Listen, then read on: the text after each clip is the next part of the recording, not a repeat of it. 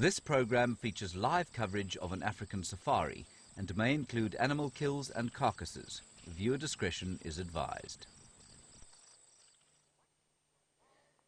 Good afternoon, everybody, and welcome to a wonderful sunset safari with us. You are looking at an African buffalo, and it is a wonderfully warm day. This is Safari Live. Ready.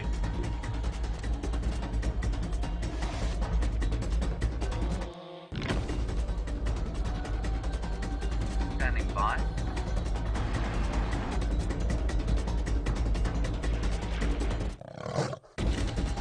5, 4, 3, 2, 1.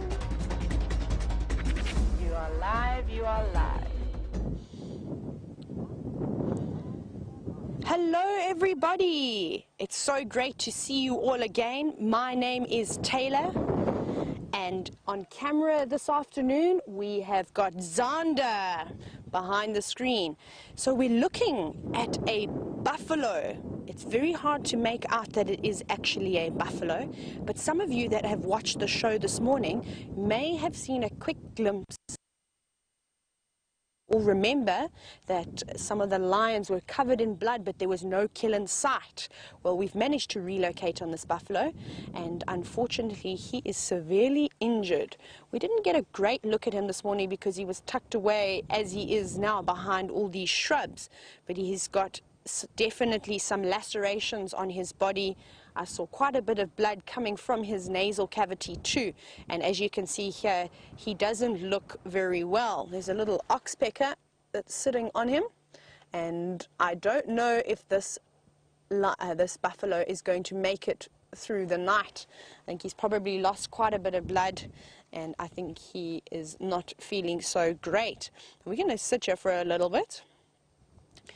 We are going to have a little bit of a sit here and just watch him, just to see if he maybe gets up and moves around. The rest of the buffalo herd is not too far. But guess who else is out with us this afternoon? It's the girl power team. So I know Jamie wants to say hello. I'll see you all a bit later. Good afternoon and welcome to the Sunset Safari, and on this lovely Sunset Safari you find me in my more comfortable zone on the back of the vehicle rather than in the tent as I was yesterday on the Sunset Safari. And starting off, not circling around our poor buffalo, but with a group of thermaling vultures. But before we get on to those, my name is Jamie, and this afternoon I have Dave on camera with me, and it is a very bright and beautiful afternoon. As you can see, this is not my hat, this is Brent's hat. I don't think he'll mind. I think mine's become part of the tent set now. That's where I think I've lost it. And Brent's on leave now, so I get to use his hat, and all the vultures are gone. They moved incredibly quickly. So they're not circling the dying buffalo just yet, although that is a very sad sight to see that you've just been witnessing with Taylor. But we're not far away at all. Wait, where are we? No, we're not far away at all from where that buffalo carcass was that we've been with over the last 3 or so days with the Nkuhuma Pride. And I think they've just finished off what's left of the carcass. The hyenas, I imagine, did most of the work last night. I wasn't out this morning on the sunrise safari, but I did hear the hyenas heckling away at the lions before I went to bed last night. I know that they probably were chased away from that kill. And as a result, the vultures came down, picked up the scraps, and are now doing what's known as thermaling. And they were giving us a oh, no, don't go anywhere, hat. They were giving us a really nice example of it earlier, but they've all now crossed onto Buffel's hook. Vultures, because they're very heavy birds, flight for them can be incredibly inefficient, and I'm talking about the normal flapping style of flight. What they've devised is an incredible way of using rising air currents, and the other raptor species do it as well, but vultures with their enormous wingspans, and we're talking for whiteback vultures over 2 meters or over 6 feet in length, massively extended wings, they then use it to sort of ride the lift, ride the air currents, ride the thermals, and a very energy efficient way of checking for food in the air. And like that, the highest recorded bird was a Ruppel's vulture, or a Ruppel's griffin, at 32,000 feet. That's roughly the height of a commercial commercial flight. So they're absolutely incredible birds, and I'm hoping they're going to pop out, but they're not going to. Not the normal neat spiral that you would see usually. And that's because it's a very gusty day here in the Sabi Sand, which I feel as though I'm saying pretty much every day now. It's become the standard weather for our springtime season. It is lovely and warm, 30 degrees, so 86 degrees Fahrenheit. And our vultures have disappeared off. It's always nice if you have the opportunity, and one of the reasons why I was desperately trying to get them back on camera, because sometimes you find, usually when there's a kill in the vicinity, but occasionally not, you'll actually find a mixture of birds in a vulture spiraling circle, and they're not all vultures. So sometimes you might get to see a marabou stork, you might get to see bataliers, tawny eagles, all sorts of things. So an action-packed sunset safari is what we have planned for you, hopefully. I'm going to be making my way slowly but surely towards the Nkuhumas and where they were left this morning by James. Not 100% sure where they were, but I'm pretty sure I'll figure it out. It's usually quite easy to follow the vehicle tracks. And then I definitely know that there are lions close to the Boyatella Dam. The reason I know that is this afternoon I was sitting reading a most thought-provoking book on the lions of the Kruger National Park and their very unfortunate relationship with the poor Mozambican refugees coming over the border. And as I was reading a particularly graphic description, the lions started growling at each other and snarling right outside my bedroom window. So they're close, you know, right outside Inga's, somewhere in the bush there. For somebody who didn't quite realize exactly where they were, that came as quite a startling moment. I'm going to keep searching. I'm making my way slowly because you've got to be careful of rushing to a sighting. And while we get to the lions, let's go back across to Taylor and see how that poor buffalo bull is doing.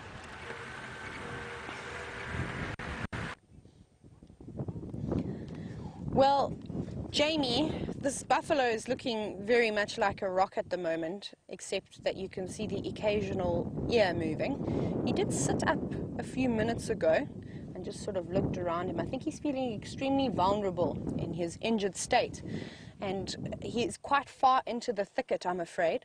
But I don't know if you can see all the little oxpeckers that were perched on his side, and when he does sit up, you can actually just see one of the old wounds from this morning, and you can see the blood has solidified, and that's why those oxpeckers are hanging around on that buffalo. And as great as what oxpeckers are for cleaning the buffalo, removing the parasites, unfortunately they can be a bit of a pest too.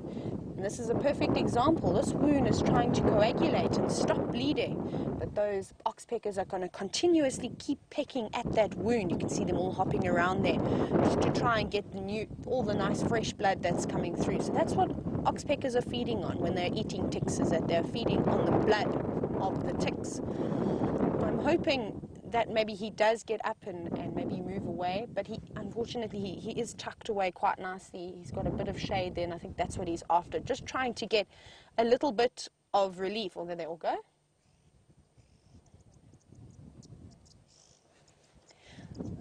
Debbie, welcome to the show this afternoon.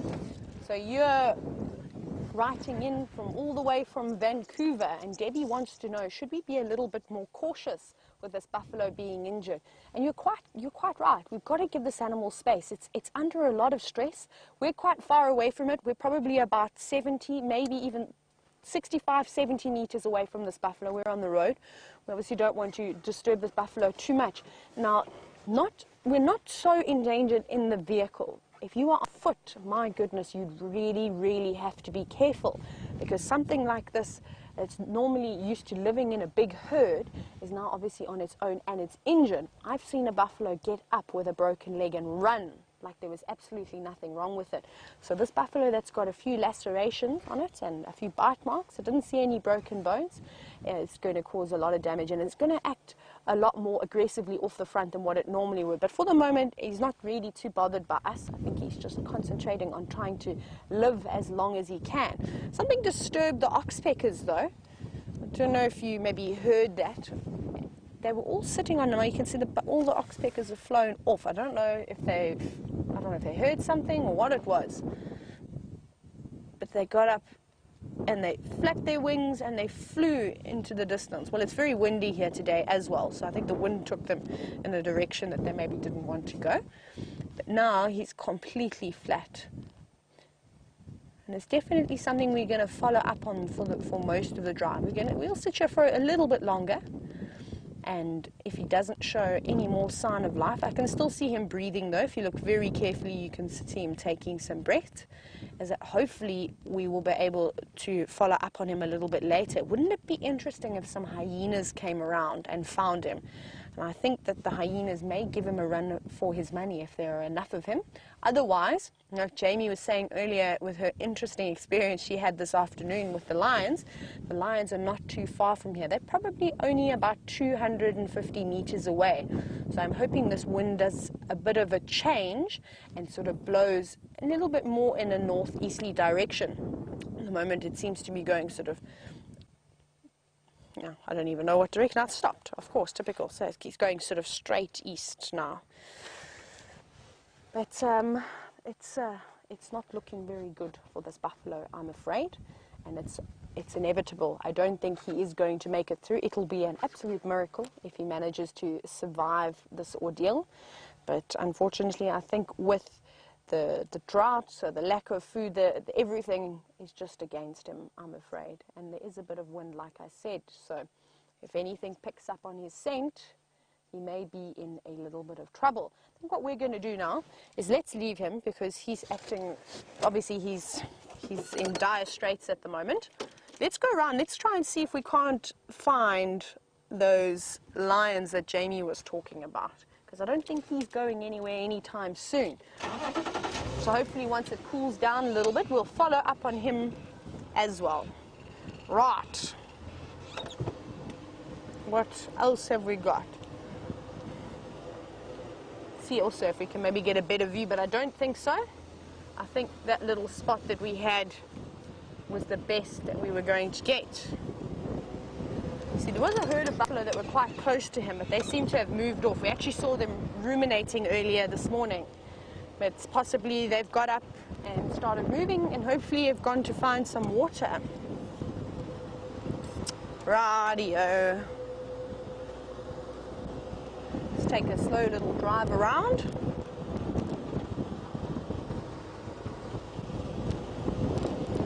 So remember everybody, if you've just tuned into the show, we are live at the moment, which is quite incredible that you can be in the middle of Africa and actually watch us on the internet.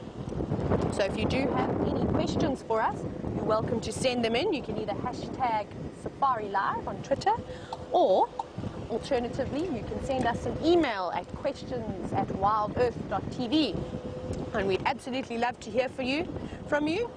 I'm just slowly starting to remember some of your names, which is quite exciting, and seeing all your posts on Twitter. Right. And I'm also slowly learning the reserve, believe it or not. Very slowly though. Not doing that too quickly.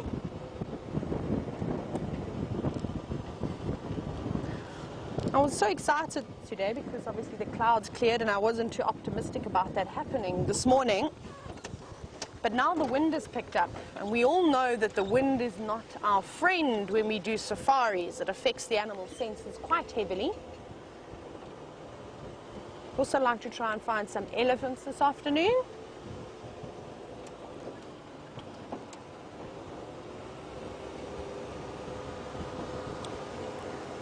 Safari Slave wants to know, well, firstly, sorry, Safari Slave said that unfortunately missed the safari this morning, and he was very curious as to why the lions would have left the buffalo. Now, I don't think it was by choice.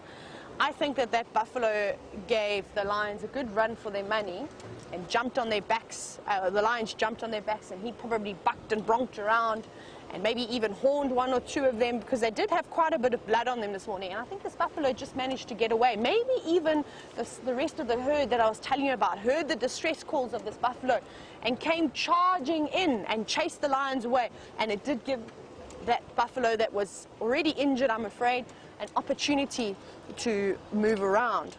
So we're going to go around. I just want to do another loop. I just want to make sure that there's nothing else around here, that nothing is moving. So I think what we're going to do is we're going to carry on looking for these lions. Hopefully they're doing something for us. And let's go see how far Jamie is to finding the rest of the pride.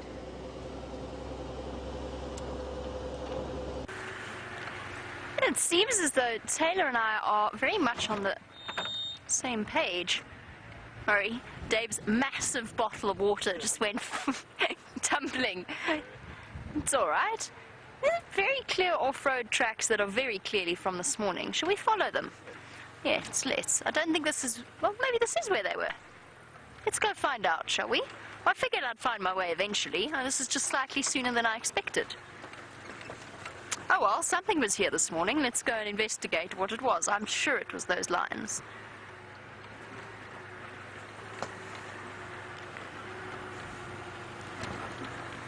This is where, speaking of buffalo and this poor individual you've been looking at with Taylor, this is exactly where the Nkuhumas killed that buffalo on one of our live sunset drives not too long ago. And I would have thought this was where the lions were. And it looks as though we're going to have to go right down in here. Good luck, Rusty's signal. Yep, there's the buffalo skeleton. You see it there, Dave? Always a nice idea when you're going into an area like this, when you know you're approaching a lion sighting, and you know that it's quite dense. So just have a double check as to where they are. And the reason I say that is because I don't want to come around the corner and suddenly find myself really very close to them and startle them in any way, particularly not, of course, with the little cubs wandering about. We might, as we go down here, lose signal, but let's see how we go. It should be okay. I know it was okay with... Oh, I'm in Wendy. Should be alright.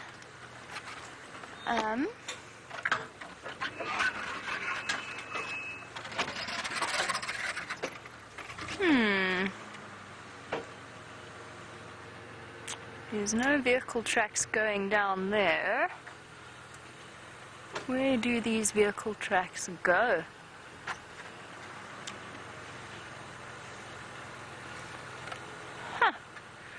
I think they've just moved down into the drainage lines. Apparently they were more out into the open this morning, but since the sun has got higher, or actually come out, it was very cloudy this morning, I think they've retreated a little bit further into the shade. I'm just going to concentrate on figuring out exactly where they've gone. I doubt they've gone too far, and while we figure that one out, I'm going to send you back on to Taylor.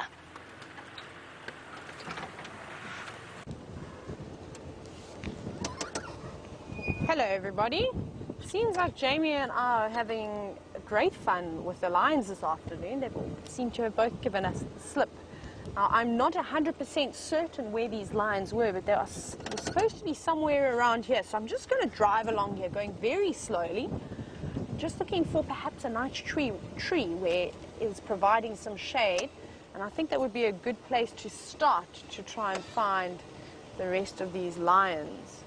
Where they have gone. I'm also not so sure. I didn't see these lions earlier this morning.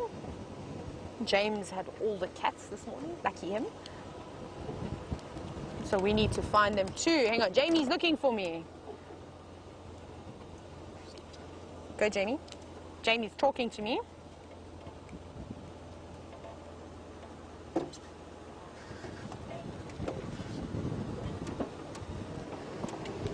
Copy, thank you.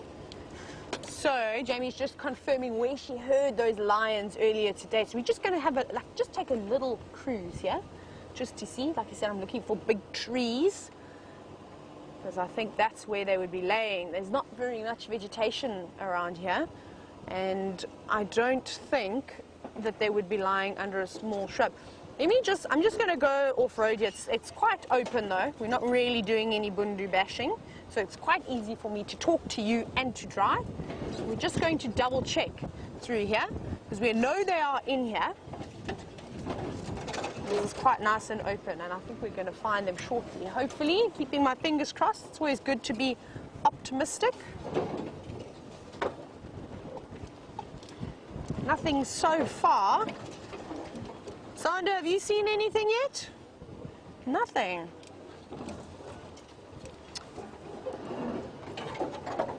Come on, everybody, send us some questions. What are you thinking? Who's watching the show? Love to get to know you all. Oi, a little bit of a bumpy bump. Right. Nothing so far. Just double checking. You know, lions can travel growling and all those strange noises that they make can travel quite a distance. And there was quite a bit of wind today, so it could have been distorted slightly. Let's go here. I love Rusty. Rusty is so small and is able to maneuver through the most amazing things. It's quite incredible. Wait, hold on, Zander. But it's not too bad. There's just a few trees that the elephants have actually pushed over that are causing us a little bit of hassle, but nothing that dear Rusty cannot handle. Radio lions, where are you? Here, kitty, kitty, kitty, kitty. All right. Let's go up here. Let's just have another look. It's quite strange driving a petrol engine vehicle. Sharon wants to know if there is a fence around our living quarters. Well, yes, at Inger's, where Janie lives, which is just a little bit of a distance away, yes, there is a proper electrified fence. So unless they leave the gate open, nothing is really going to come through there. However, where we live, which is just to the west of Inger's, there's only an elephant wire, and an elephant wire is obviously a fence that's quite high, so there's just a few strands, and no, that can allow anything to come in. And if we leave the gate open, well, then the elephants are coming in too. They're actually regular visitors. They come and eat our one garden. So I'm just going to go through here. Just watch your head, Zander. I don't want to take the cameraman out. Can you imagine me having to try and drive and do the camera at the same time? That would be disastrous. Right. Whee! A few leaves. Okay, let me just have a little scan through here. Haven't seen anything just yet. However, these lines are blending in so well at this time of the year. I like to keep mentioning it. See, here we are. You may even see the fence now around Inger's. So I'm just going to do just a little detour just to double check. Oh, no, Brent's not suntanning here this afternoon. That's good. That would have been an awkward surprise. No, Brent is on holiday at the moment. He's having a well-deserved break. Right, through this little gap we go again. So we haven't seen anything just yet. So we've covered a little bit of the eastern section. Hello, Kathy Doodle. Kathy Doodle, who is a new viewer, welcome, wants to know why are all the trees dead? Well, it's winter. This time of the year, all the trees actually lose their leaves, so it's quite normal. And then, of course, the grasses tend to disappear too. So that is why all the trees are dead. And some of the bigger ones that have been pushed over, those are dead because of the elephants. They kindly did some landscaping for us. I'm just having a very quick scan because now I'm quite sort of northeast of Inger's. Just double checking. There's quite a lot of thicket though, so they could be anywhere. Lions, where are you? This is great. This is where I keep saying I wish that I could speak to animals.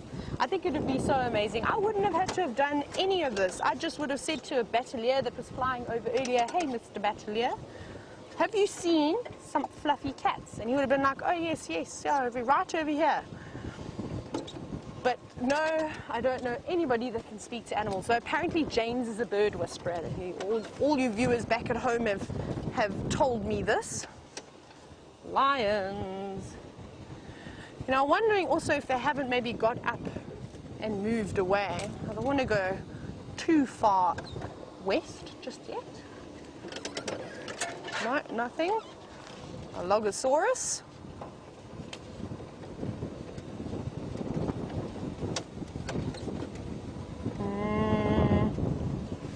Still nothing.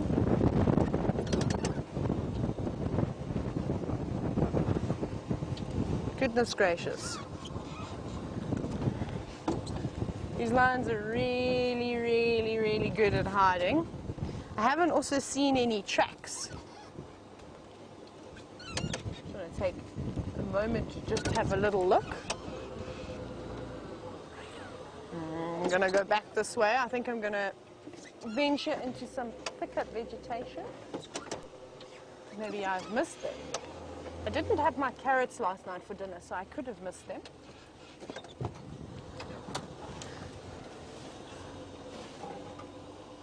Oh no.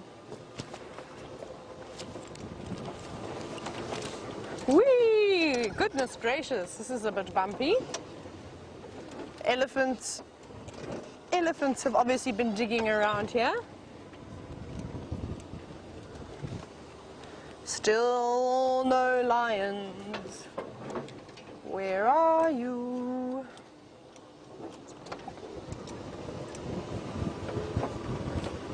My goodness. They really are giving us the run around. But it's fine. Sometimes it's quite nice to work hard before you are rewarded. Can't have everything handed to you on a silver platter. Life would be too easy and everybody would be very good at it. We have a hornbill. Let's see if it's going to sit nicely so I can actually show you that we have creatures lurking about at the moment. Let's see, where did you go? There. Still no lions.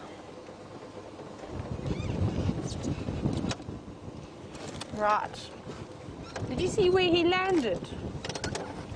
Oh, I didn't see him. Okay, hang on, we're going to get him now. The hornbills have been giving me an absolute run around today. I tried looking at one this morning and it was really beautiful. And then he flew away. I'm going to... Can you see them over there? Mmm, delicious.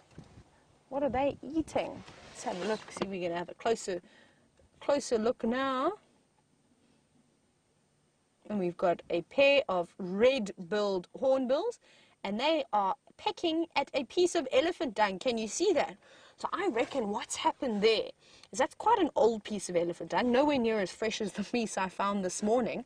And I think that they've turned it over, and the termites had started decomposing all of that dung. So that's what I was actually doing to try and find insects for James while he was in the tent, is I was turning over a lot of dung, because often it houses different insects. And look how happy they are. It's like they've won the jackpot. They've turned that piece of dung over, and now they are picking out all the little termites. And termites are so full of protein. They really, really are good for you. So that's, I'm sure Steph has told you quite a bit about termites. Oh, you get a high five. You won't believe it, everybody. Zander is an unbelievable spotter. I'm going to reposition. He spotted the lion. I've got a little shrub blocking my view, and all I could see was the birds. An absolute champion. All the ladies in FC are roaring with excitement. So we're going to quickly reposition. So how awesome is that? Sometimes it is amazing just to stop and look, actually just look around you. He looked, I didn't even see that. How did you see that, Zander? Incredible. Absolutely incredible. And we actually didn't need to do any body bashing at all. Can you believe it? I think those lions are having a good laugh. So let's see who we've got here. Thank you, hornbills, though. The hornbills gave us a great show in the meantime. Ah, I see you. I see you, lions. Has anybody spotted the lions yet? Okay, I'm going to just plan this carefully. Just going to get the sun nicely.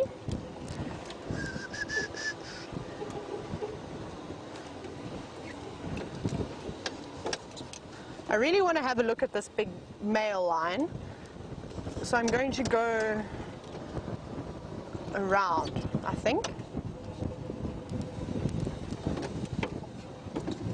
Just like this, just so we can see his face. Oh, look at that. Look at that kitty cat.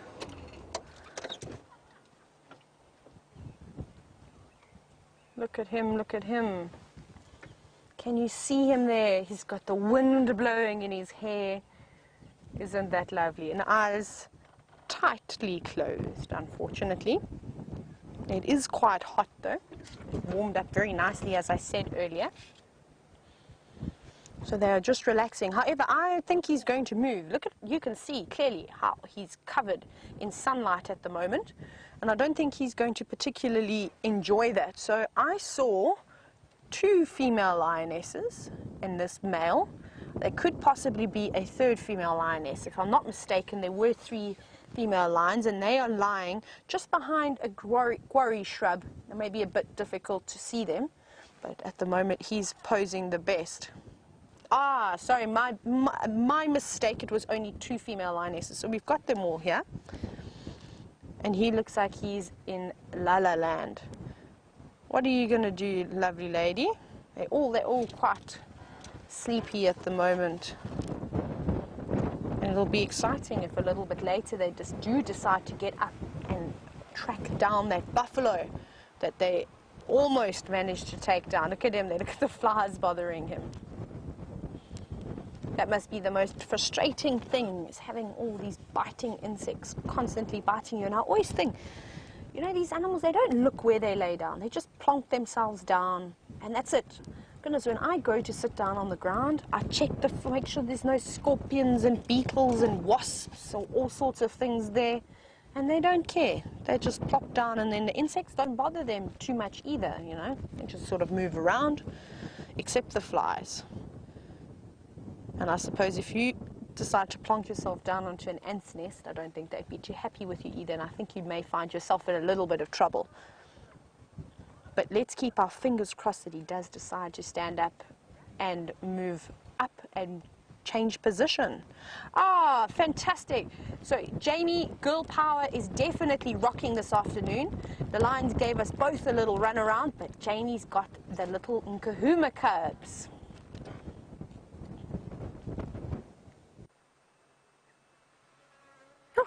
The lions are making us work this afternoon. We've finally managed to catch up with the Nkahuma pride deep within the Nyala Road North drainage line. So exactly what we thought before, the fact that they've moved a little bit further into this river system. So that's what we call a scene away us.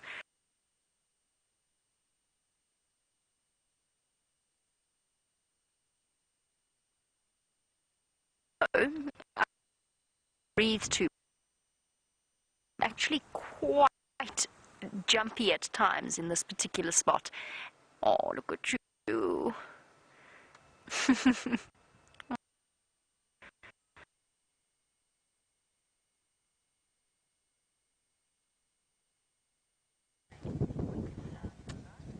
So you missed me so much that you just had to come dashing on back to me, which is no problem.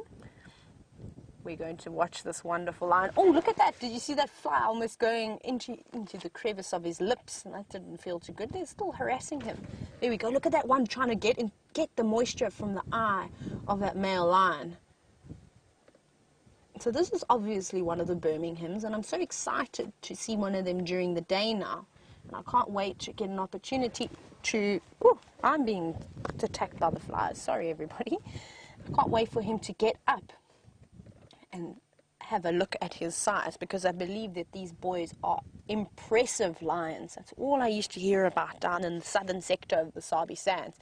The Birminghams, Birminghams, Birminghams. So I'm very, very excited. Look at those big paws.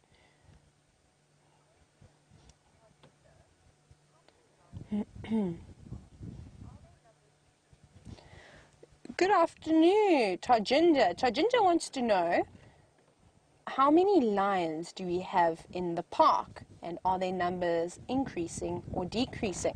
Now, Tajinder, I'm not exactly sure as to how many lions we have in this area, but unfortunately, the lion populations are decreasing. I'm going to give you a very sad statistic. So there are actually more lions in captivity in the world than there are in Africa. How sad is that? That there are in Africa, sorry, but in the wild. I think that is a really horrendous thing. Now, I'm not even going to give you an estimate on how many lions I think, because I'm really not sure. I'm going to have to do a bit of research. But remember, we are on 8.5 million acres of land. So yes, there is a fence, but all around, only one big fence on the outskirts of that massive piece of land. So lions can come in from the Kruger National Park, they can come from the Timbavati, they can come from the southern sector of the Sabi Sands and come up north, or lions up north can go down south. So it's quite difficult to keep track of the amount of lions. But there is a project called Panthera, which dedicates their sort of research to predators, and then particularly the cats, the lions and the leopards, which are the most famous animals in the Sabi Sands. So we've got many different family groups. However, like I said again, I'm not 100% certain as to how many lions are in this area. I know not so long ago, probably about 3 weeks ago, they were actually doing game counts, little annual game counts. They were out in helicopters, they were out in vehicles, trying to get an idea as to how many animals are around. So hopefully, when that census comes out, I'll be able to give you a bit more of an accurate sort of estimate as to how many animals we've got. I'm going to reposition. I'm going to go towards those female lions, because I think we've had a nice view of this male lion now, and I think his next move is to get up and actually move to the lovely shaded spot that the females have got. So let's quickly just loop around. I'm going to go back the way we came. Go, Rusty, reverse. There we go. Struggling to get him into gear.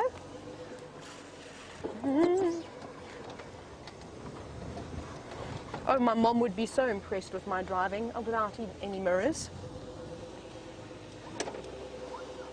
Oh, don't mind us. Right, let's turn. Hello, ladies. Oh, sweet, look at that. Isn't that lovely? I'm going to go in and have a look. Look at that one with its paw. It's quite difficult because they are sitting in the shade. But these are the two of the female lionesses.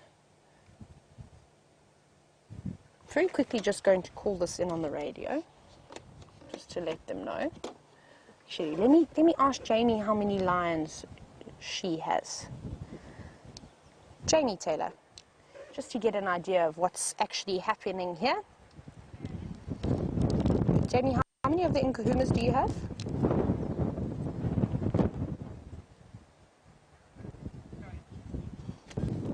How many Mafazi Ngonyam do you have?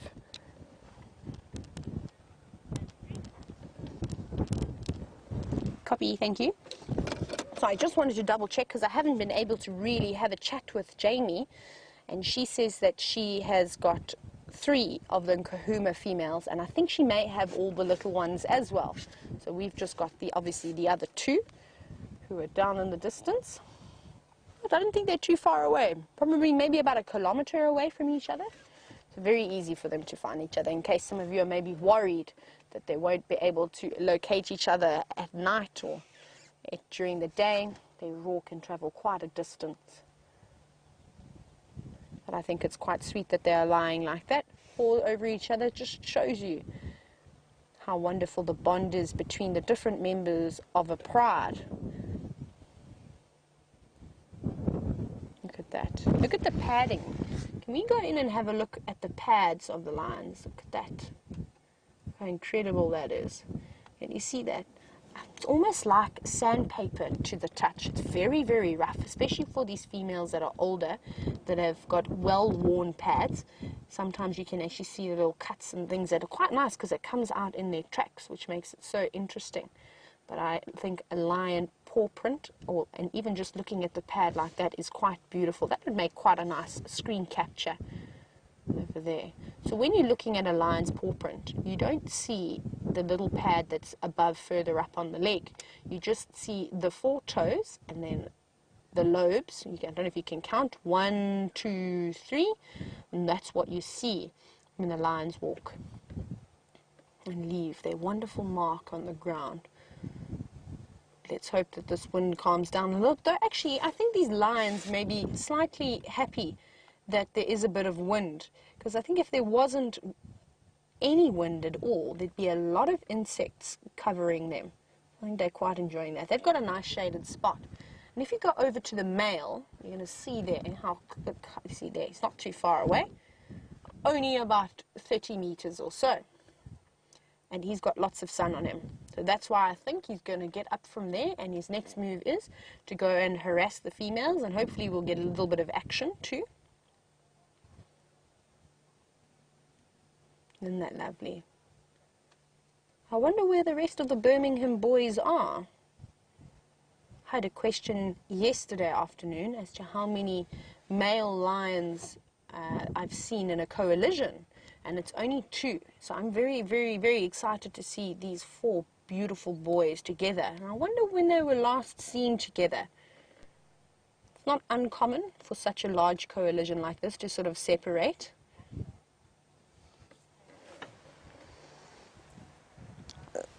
Tasha would like to know if this beautiful male lion that we're looking at is mating with these 2 females at the same time.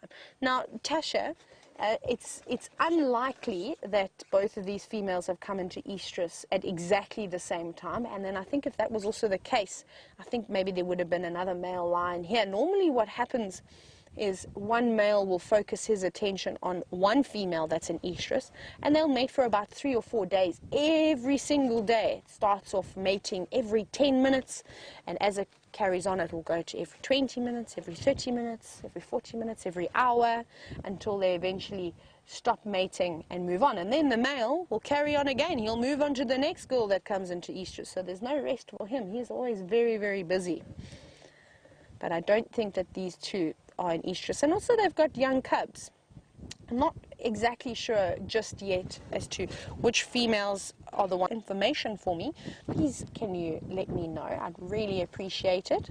Sometimes I like to rely on the viewers. Some of you have been watching these animals for 6-7 years, which is absolutely incredible. It's longer than I've ever been in the bush doing this as a profession. So if you know which females or how many females have cubs and who's the youngest, who's the oldest, obviously Amber Eyes is very easy to tell the difference between the rest of the lionesses because of her beautiful eyes.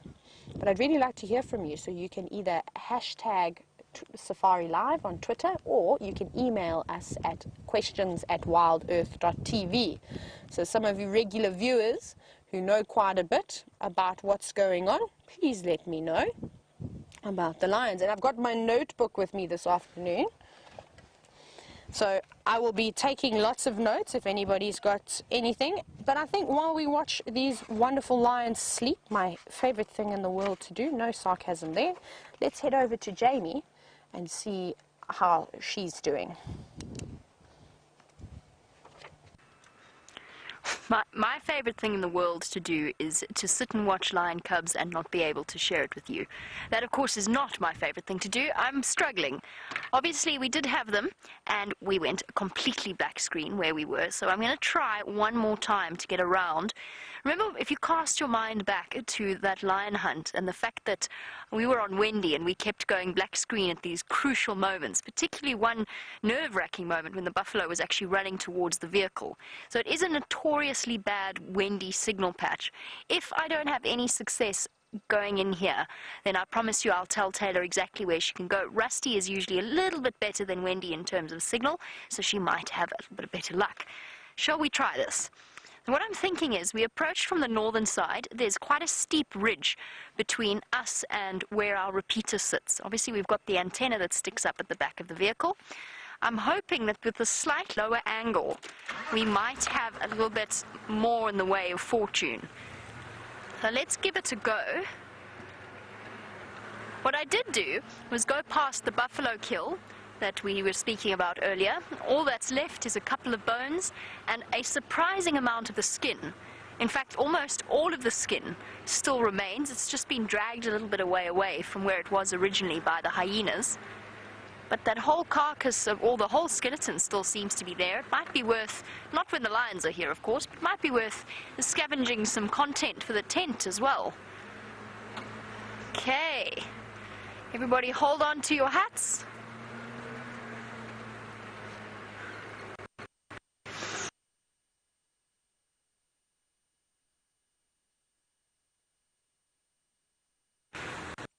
Stay.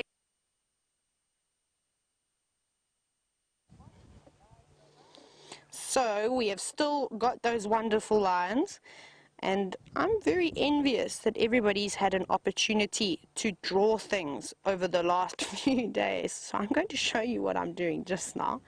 I'm just finishing my masterpiece. Remember, I said to you that I am still working.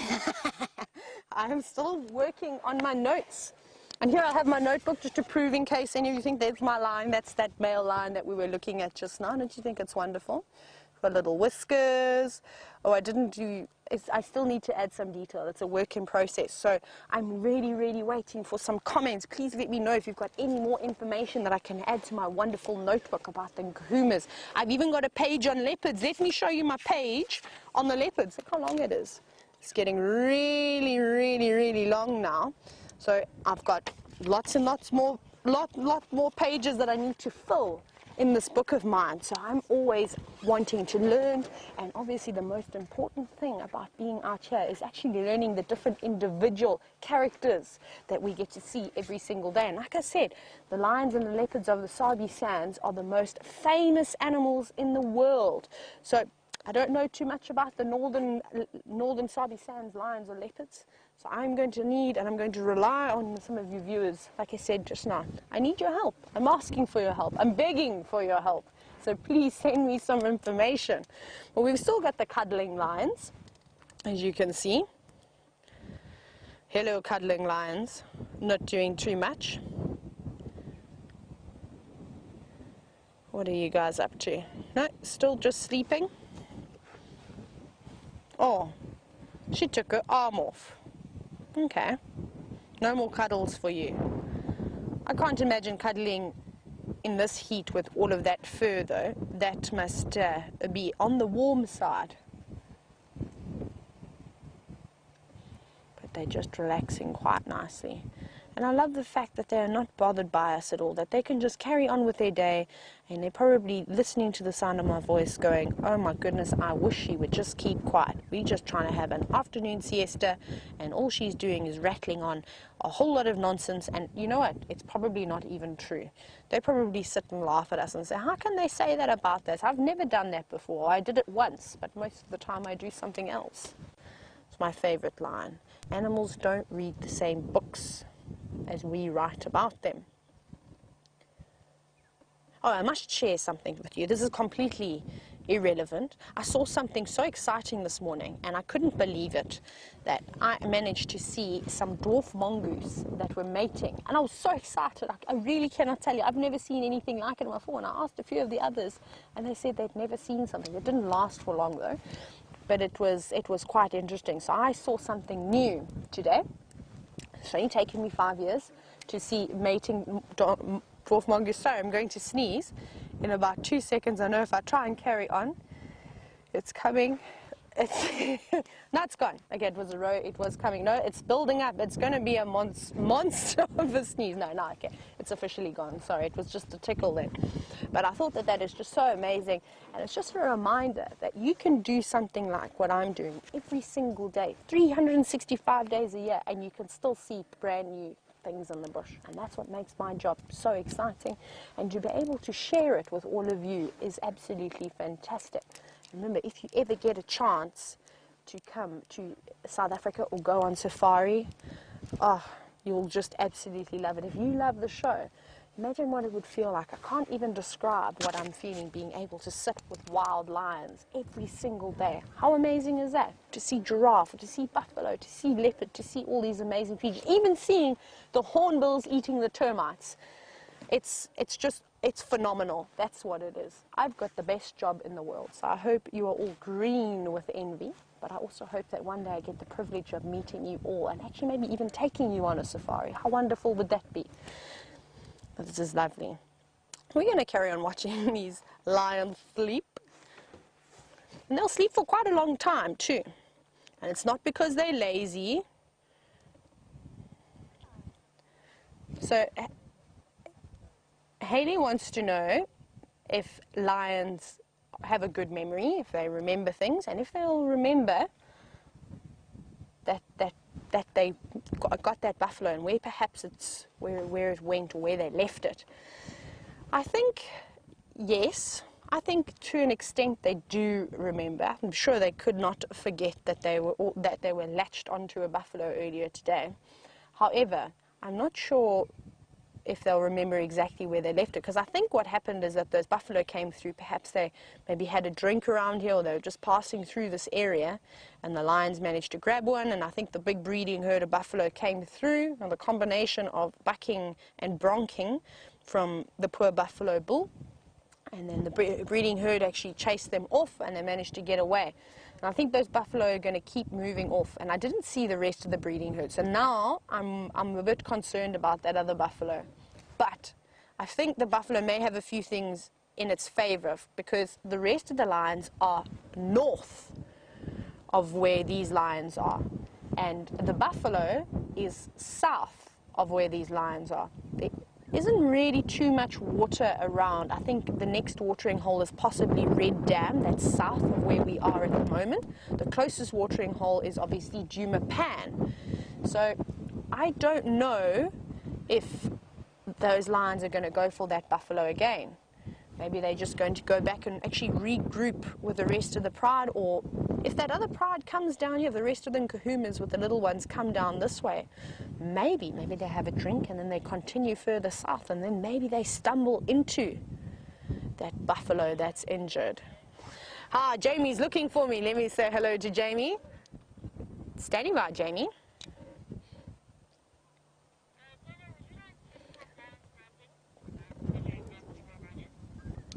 A-firm, you're welcome to make your approach.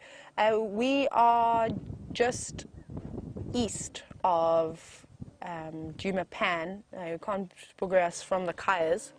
I'm not sure what that ndlela is called. They're just off the ndlela that runs straight from the Pan and goes in an easterly direction. Sorry everybody, we're just chatting and just double checking. I think Jamie and I are going to swap sightings.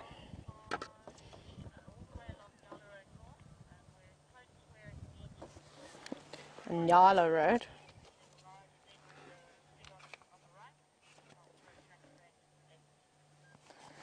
Great, this is fantastic news. Copy, thank you. So what I think Jamie and I are going to do is I think we're actually going to swap around a little bit and see if I've maybe got a little bit of better signal. So I think we're going to leave these sleepy lions and we're going to start making our way towards where the rest of the Nkuhumas are, and hopefully get to see some little cubs. But I believe we've got to do quite a bit of off-roading to get there. We're a little bit of a distance away. I'm just putting my trusty notebook down and my pen so I don't lose it. But sleepy lions, maybe we'll follow up on you a little bit later. Let's go see where the rest of the Nkuhumas are. Right, I think we're going to go this way. We're going to see where I end up. So while I try and navigate the Djuma Game Reserve, we're going to head over to Jamie, where she knows her way around the property a little bit better. I'll catch up with you all a bit later.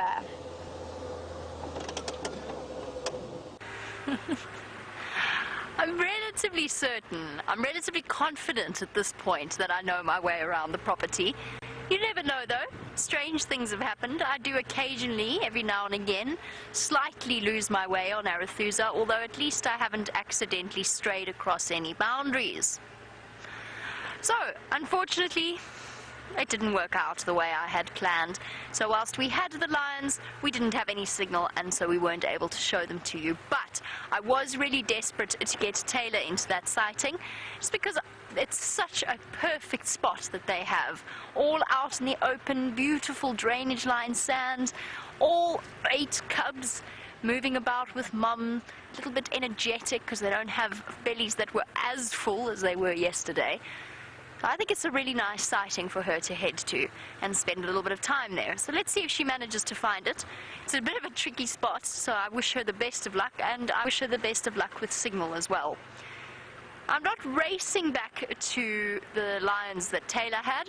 I'm taking a slight meander around. I know that the Queen of Djuma, Karula, the female leopard, was around yesterday on the Sunset Safari. and I thought I'd just keep an eye out for her tracks, perhaps try and figure out where she's gone, and maybe spot some elephants along the way.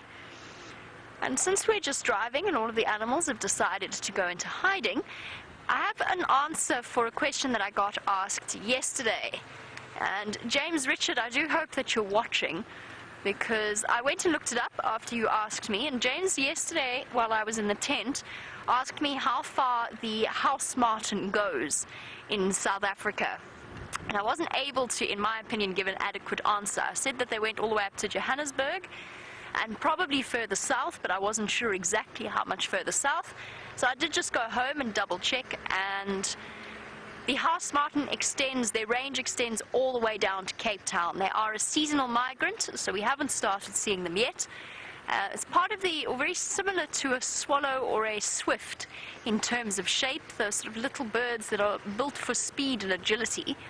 Just for those of you wondering what a house martin is, it's a bird. And they extend all the way sort of along the coast, Drakensberg, right down to the tip of Cape Town. So there you have it. That's how far down the common house martin goes in South Africa. And since there are no animals on Inyala Road South that I can see, I'll show you a picture of a martin. Right, now here's a, oh no, it's a different bird book. I was going to test myself and see if I could remember exactly what page it was on, but I can't do that because it's a different bird book I'm using. Between Brent and myself, we have a couple. I'll just leave it at that. Right, how does the alphabet work? Martin, common house, 362.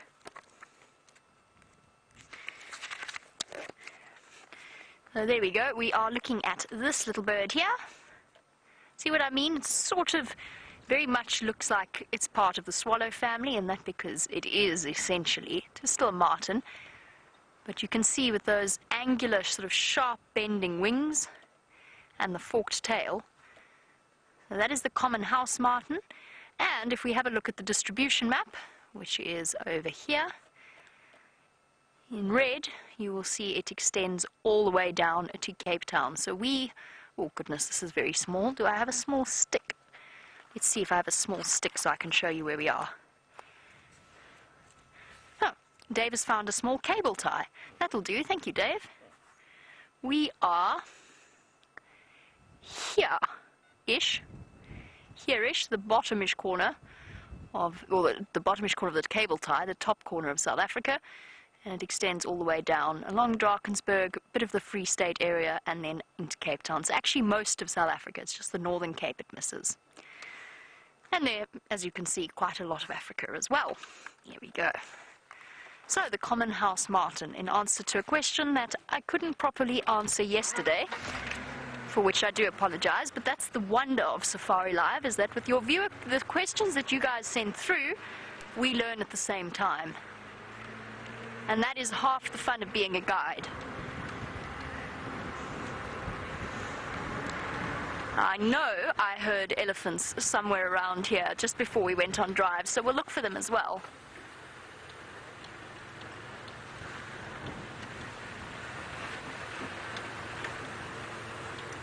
And speaking of questions I don't know the answer to, Debbie in Vancouver's just asked a very good one. What does bundu mean, and what language does it come from? We talk about bundu bashing. I mean, it's basically the bush. The bundu is the bush, but I don't know what language it is. Anybody else have any? Do you know, Dave? No, I don't have a clue. Bundu bashing is to go, when you go bundu bashing, and you go off into the bush, into the wilderness, and usually off-road. That's bundu bashing. As for where the word bundu comes from, I would guess and say Zulu. You can sometimes hear with the vowels and the combination of vowels which of the African languages a word comes from, but it's not always that easy. Because of course there is a degree of similarity between several of them, and they fall into 4 major groups. So things like Zulu and Xhosa will have a lot of similarities, and then the Shangaan languages, and then the Sotho and Tswana, they all have sort of generally the same roots. Bundu, I might even go so far as to say it's a word that's been mangled ever so slightly or mistranslated ever so slightly. And the famous story, of course, of the sort of the colonial forces that came into South Africa and most of Africa had a tendency to get things terribly wrong. And one of the perfect examples is Punda Maria. Now, Punda Maria was named by one of the British generals. I can't remember which one it was, and he wanted to go with the word for zebra, which is Pundu Malia, but he got it wrong, and he said Pundu Maria. And some say it was because his wife was called Maria, so he wanted to call it Striped Maria rather than zebra. Unfortunately, the translation ultimately means Maria the donkey. So not terribly flattering for his poor wife, and a perfect example of occasionally how languages get mangled and mistranslated. It is, of course, one of James's concerns, something that we hear a lot of on the Game Drive channel. And I know enough to know that I don't know enough to try and get too complex when I'm talking on the Game Drive channel. I can understand to a basic degree, but I definitely know that I can't speak it, so I try and avoid speaking Shangaan or anything like that over the Game Drive channel. James, of course, who is a genius, is perfectly fluent in it. As for where Bundu comes from, well, I think it's Zulu. It sounds like it might be Zulu, but I honestly don't know, Debbie. Sorry. I'll have to go. It'll be my next project, my homework that I'm given after every drive. Go and find the answers to questions I don't know the answer to. Come on, animals, where are you all hiding?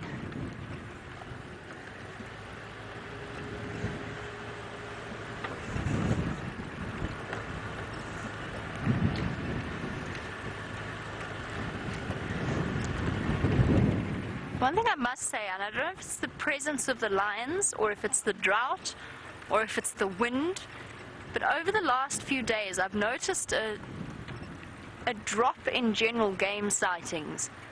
It just feels unbelievably quiet out here. Even the birds are hiding away this afternoon. I think it's because of the wind.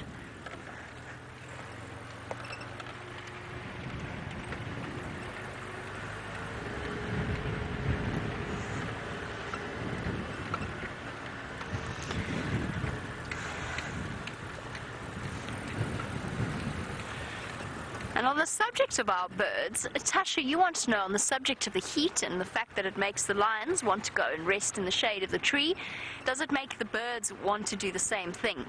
At a certain point, yes. And what actually happens, believe it or not, because birds, the amount of muscle activity that they do, that flying requires, the amount of metabolic activity, they actually can overheat quite quickly. And they've got cooling mechanisms in the form of air sacs in their lungs, which also helps obviously with extra oxygen supply. And at the same time they pant to cool themselves down, and then often will go and dip into water. But believe it or not, they will actually start, certain birds, I see it with hornbills and starlings occasionally, will actually die when it gets too hot. They just aren't able to cool themselves down enough. And I'll finish your question now. Give me one moment. Sorry, Tasha. Standing by, Taylor.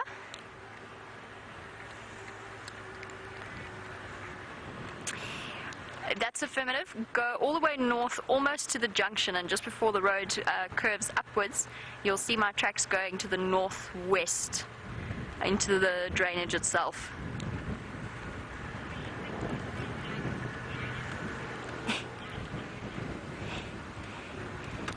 Copy. Taylor and I have just missed each other. Oh dear, I'm sorry. As soon as I spoke, I'm now in demand. Standing by yours? That's a name that will be familiar to some of our regular viewers. I'm very well, yours, and yourself? Sorry.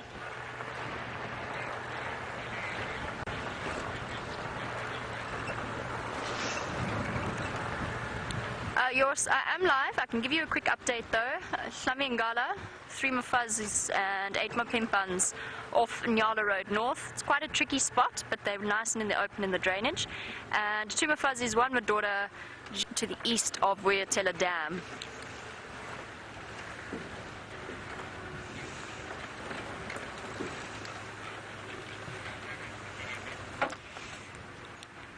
copy that. No problem, yours. I've swapped with Taylor, who is one of our new guides. She's making her way to that lock now.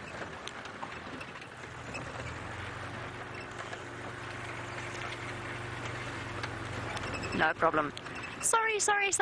I just had to give Yours some directions. Yours, of course, is a name that's familiar to many of you. He takes the most gorgeous pictures of some of our most beloved leopard characters. And we've shared a few amazing sightings with Yours. Right, back to the question of the birds. The reason we're not seeing as many now, I think, Tasha, is less to do with the heat. Because this isn't too bad. This is manageable. Pretty manageable. 30 degrees, it's not so bad for us. I think it's the wind. I think the blowing off course, not that many of them are flying around. Although I have to say, I also think that the drought is playing a role. And those of them that can are moving to areas that perhaps have had slightly more rain. And I just heard one now. Aha. Here you are.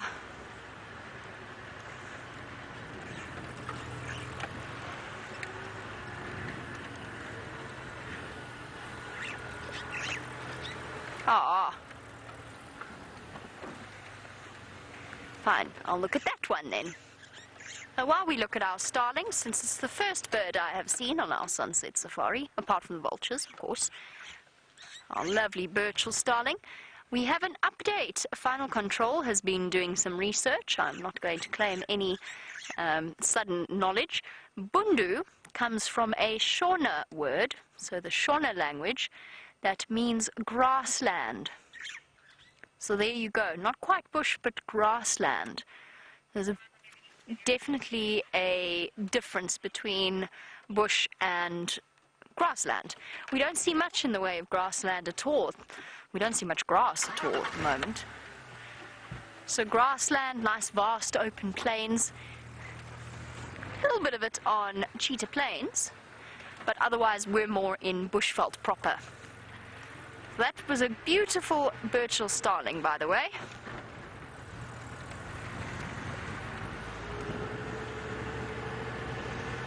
Okie dokie.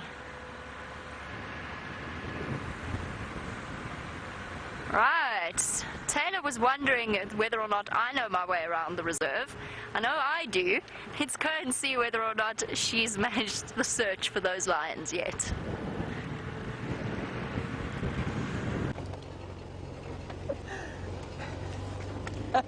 Oh, I do enjoy the banter that we have amongst the different guides at SafariLIVE. It's always fun. No, Jamie, I'm going to be honest, I still don't know my way around. I'm still learning. I'm relying on some maps. But however, I am on the correct road now. Now, what we're doing is we are looking for Jamie's off-road track that will guide us in towards the lions. So she's told me I need to carry on going a little further north of where we are. So I'm just taking it easy though, because I think I'm getting quite close to an intersection, and I know I need to keep looking out for her tracks. It's only one set of tire tracks too, so it wouldn't really have made much impact on the ground. But that's what we're doing. And I know that the lions are apparently down in a drainage, so we're taking it easy. Basically, that's what we're doing. Just check here, no tracks. But I have no doubt that Jamie is going to relocate on the other lines when the volume of the game drive comes down. Right, another drainage.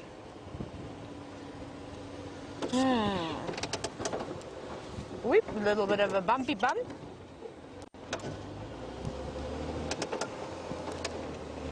Right. And this wind is not helping either. This wind is just getting worse and worse, which is very frustrating. Because I think I see Jamie. I've got Jamie's tracks. Right. Now, we need to go through here.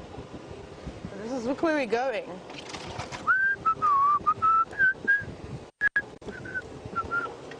Driving around. So we're looking for lions, everybody, if you've just tuned into the show. And we are currently live at the moment as well. So if you'd like to ask any questions, you're welcome to send them in to Twitter by just add in the hashtag SafariLive, or you can email us at questions@wildearth.tv. Please excuse me while I don't look at all of you wonderful people. I'm just going to move through here. Oh, be careful of this tree, Xander. This is a nasty one on the right. It's got some thorns. They will bite you. I've been bitten. That's, I think, the tree's favorite thing to do to me, is if you ever get an opportunity and I jump out the vehicle, look at my ankles, because they are covered in big scratches from where the buffalo thorn and the knob thorns have bitten me. Wait, what's happened here? They're in here. Can you see them? Okay, how are we going to do this? We go forward again. Zoop! Up half on a termite mound. My goodness, it's really hard to see them here.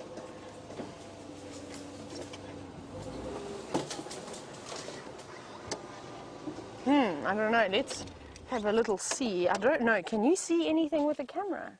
They are hidden away. And I'm wondering if we actually cannot find a better access point, which I will try and do at some point. At the moment, if you look very carefully, those log-like objects are actually some more sleeping lions. Oh, there we go. We got one of the little cub. Looks like having a little suckle. Hello. Yes, wake up. What we're going to do now, everybody, is I'm going to try and find a better way for us to view these wonderful little lions and their overload of cuteness.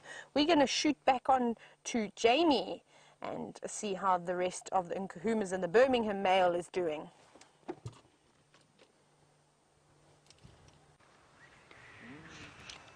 I hope they're fine. I hope they are alive and well. I'm sure they are. They're lying off in the shade somewhere. But much like my Karula hippo mix-up, we're not with lions at the moment. My Karula hippo mix-up happened yesterday on the Sunset Safari. It was hilarious for those of you who missed it. And we're not quite with the lions yet, partly because I can't drive over the damn wall until the guests have gone out on their safari. But we have arrived with a lovely herd of zebra that have decided to actually stop their rapid movement into the thick vegetation, which was what they were doing initially. I'm hoping if we just keep a little bit of distance, they're not going to go running off. So although we've got an obscured view for now, I think if I shift around any further, they're probably going to move away from us. I'm really sorry, I don't know where my voice is going. Shame, they are being seriously plagued at the moment. We're seeing a lot of them pull these funny faces and stomp and move about and just look generally uncomfortable. I recently found out that that's because they have fly larvae, not fly larvae, bot fly larvae up their nostrils. So what happens is the bot flies particularly target the nostrils of zebra, and they move up into the nostrils and they lay their eggs there. And then obviously when those hatch and when they've got the larvae in there chewing on the sensitive tissue of the sinuses, it makes the zebra incredibly uncomfortable. Now they all are infected in that way generally, and it's not too serious a problem, but it does create those strange facial expressions that we see them pull every now and again. Their sort of head shake and that uncomfortable lip when they move their upper lip and scrunch up their nostrils. And that's because of the fly larvae moving about in there. Those poor things. Imagine how uncomfortable that is. Ugh, it's the stuff of nightmares, actually. But for them, it is just the way of things and the only way they've ever known it. Isn't this zebra beautiful? Not that they aren't all, but this one is particularly striking. Perhaps it's Dave's amazing camera work. And perhaps it is the beautiful light. Look at that. That's stunning. They're definitely one of the most photogenic animals in the bush. Leopards, zebra, lion cubs. Yeah, those are our photogenic 3. Let's try a photogenic 5. Zebra, leopard, cheetah,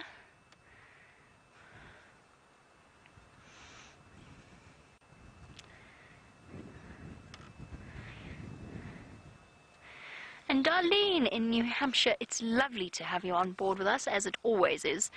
You want to see whether we're seeing... Oh, there's that head shake again, and head bob. You want to know whether we're seeing any changes in the animals as a result of the drought. snorting, trying to get rid of that uncomfortable feeling in their nostrils. And the example you gave was the drooping manes on zebra, which is of course the first indication that a zebra is not in good health. For newer viewers, zebra always look round and healthy and very robust, and that's because their digestive processes produce huge amounts of gas, and as a result it basically expands them like a filled up balloon, which occasionally expels air at a very rapid pace when they trot away. And the only sign that you will ever see of an unhealthy zebra is when the mane starts to drape, the mane starts to droop. Now apparently Brent saw one droopy-maned zebra. I haven't seen any yet. They actually seem to be faring relatively well for now. The Nyala look terribly skinny, and I'm sure you... Way low, boy. Oh, well spotted, Davy.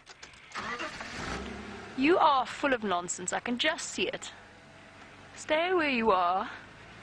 Okay, I'm going to try driving around just to get out of his way. Beautiful big boy. There we go. So we're just blocking his path ever so slightly. Well spotted, Davy. I mean, you know, not that it's not a massive elephant. Jamie wanted to go on his way to drink.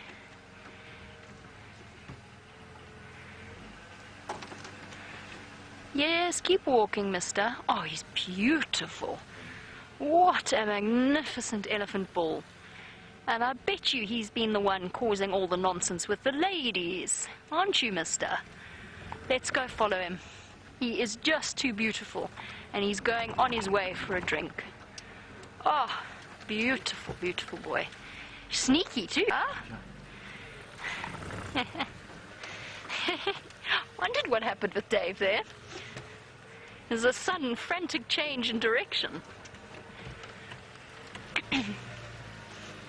I was so busy listening to the zebra, not even hear him coming up behind us. Okie dokie, he's going to make his way towards the dam, which is relatively unfortunate in that I'm not really meant to drive over the dam wall until the guests have gone out on their safari. What time is it? Is it nearly time for safari? Will they be on the vehicles? Hopefully.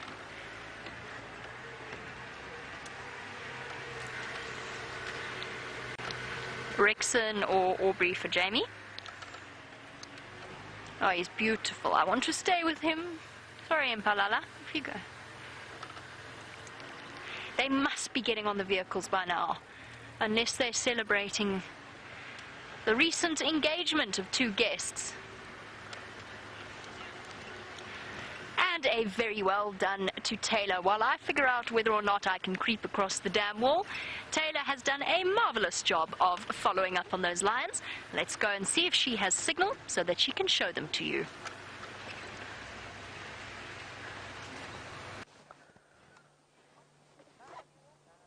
Look at this female lion. So this is one of the Nkahumas, and you can see how she's staring up into the sky. She's actually looking at some vultures quite high up. Excuse me. That sneeze has been building up for about 20 minutes. It seemed to have got the attention of the lions as well. I'm so sorry, lions. But they look like they're waking up, which is perfect. Oh my goodness, I got another sneeze coming on. I apologize, everybody. My goodness. So embarrassing. Whew. Okay, I feel much better now. Look at that. Look, that lion is not happy with me.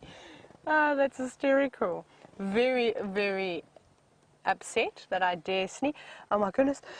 A third one. You can all stop saying bless you now, because it may carry on for a little bit longer. My goodness. I have the worst time with sneezing. Often people enjoy sneezing. I don't. But enough about me. Look at these wonderful lions. I'm so glad that they've decided to put their heads up. So thank you, vultures, for flying overhead and getting the lions to stare up into the distance. We've got 2 females that are sitting up. You can see the one just there on the left. And the little ones, slow, they were sort of up, putting their heads up, not happy when I was sneezing. Some of them are suckling. There's the one, the grumpy one at the back. There's one approaching. Come over, come and say hello. And I just love their eyes. Their eyes are just so beautiful.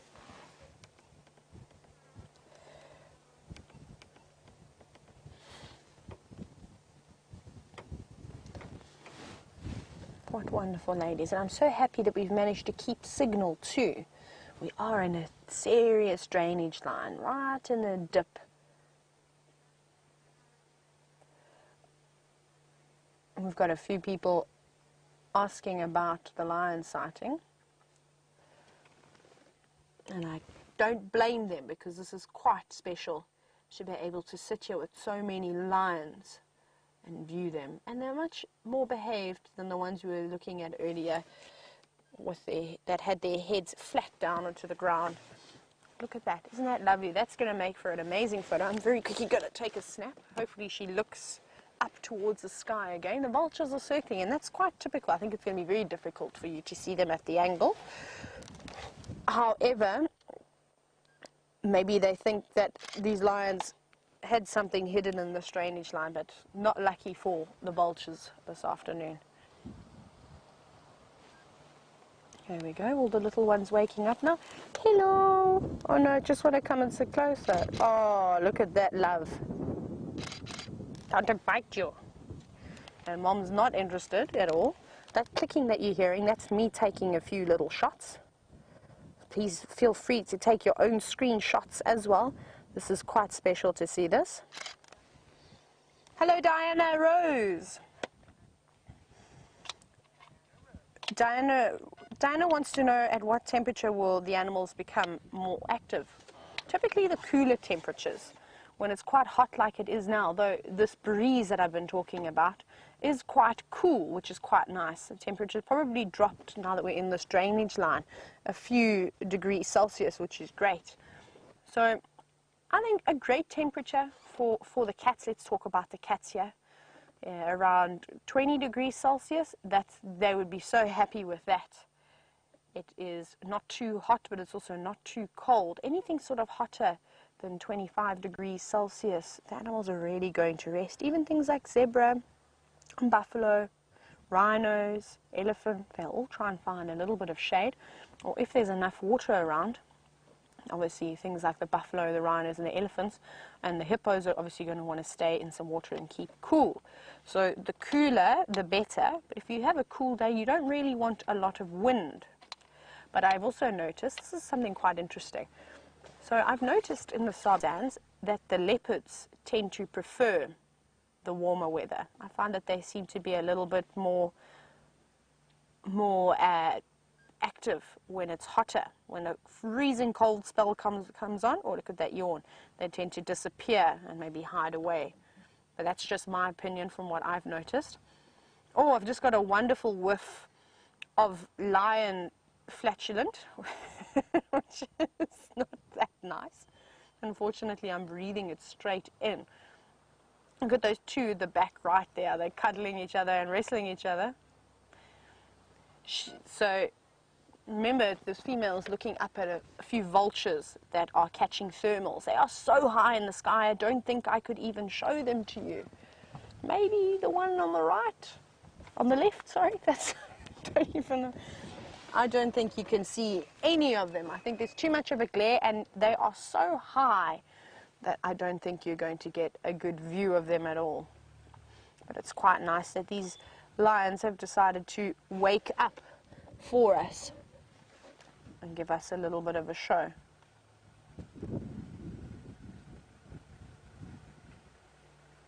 What I do need to do, I really need to reposition this vehicle. We've got another ranger that's coming into the sighting, and I'm hogging the best view. And I think if I go out and let this ranger come in, because we don't have signal when I go too far into the drainage line, we will both be able to have a really amazing view. So if you can just excuse me for just a few seconds, just want to try and reorganize myself here. Let's head back to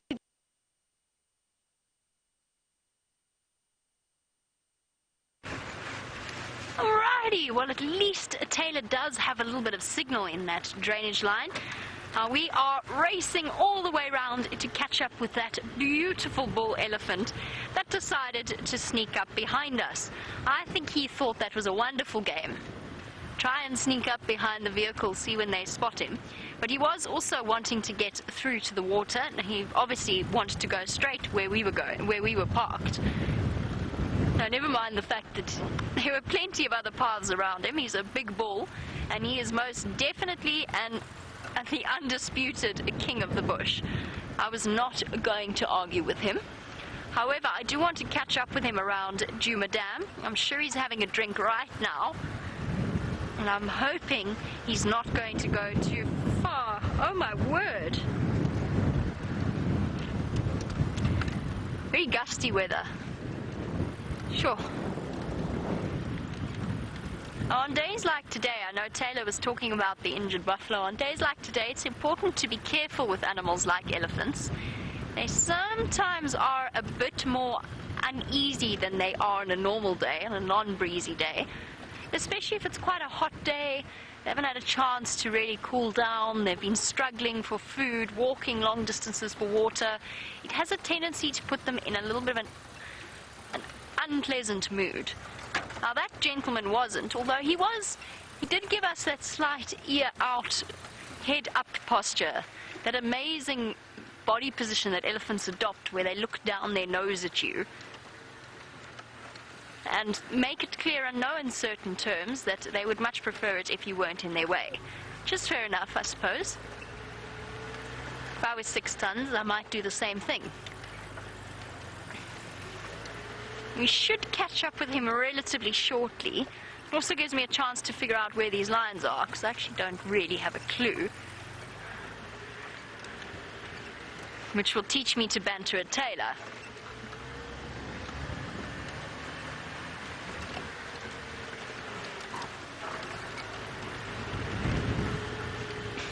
Now, he's a particularly magnificent elephant bull. I haven't seen one that large in a while.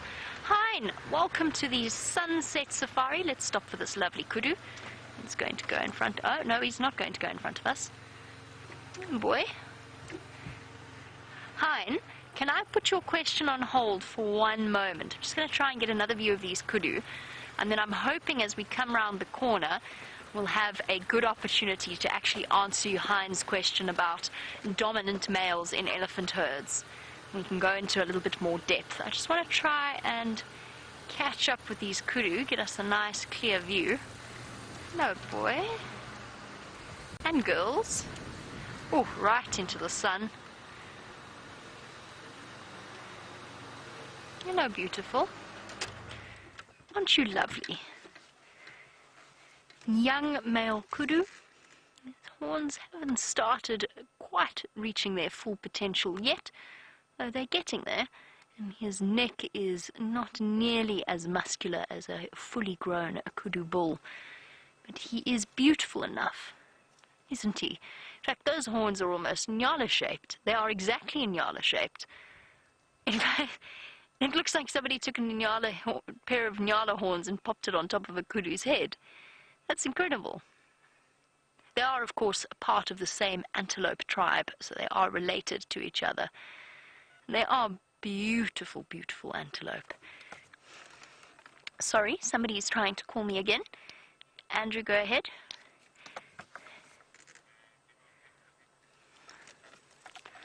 Andrew, I haven't got there yet. I've had to go round. There's still mlungus at Voyatella, so I couldn't drive across the dam wall.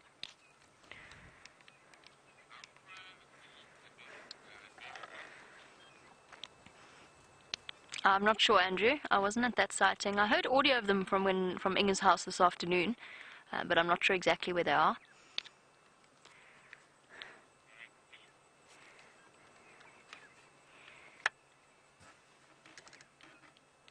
They're such graceful creatures, with their cohort of oxpeckers accompanying them, and several flies as well, as you may have noticed. And that graceful high step that they have. Our kudu tracks register In other words, the back foot falls exactly where the front foot was.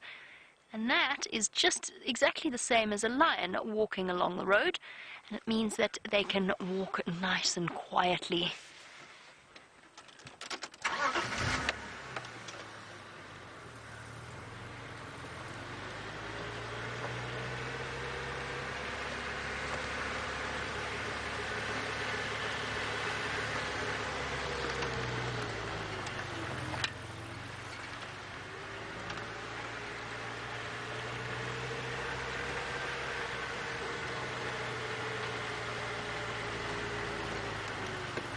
Okay, the kudu are lovely, but I do want to catch up with that Ellie bull. So we'll get an idea of where the lions are, and we'll go bypass the kudu for now. Bye-bye. And if possible, we might even catch up with them a little bit later.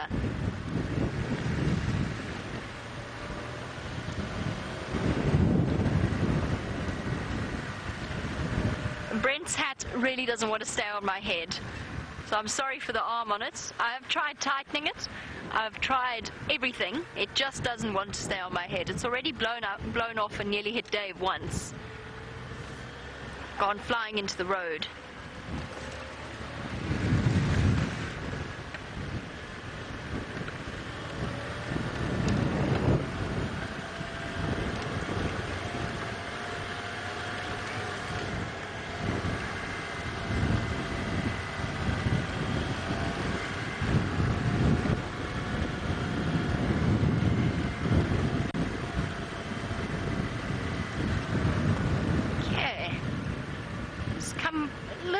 More slowly past the Wahlberg's nest, just in case our elephant has beaten us to it, since we know already that he likes to follow people.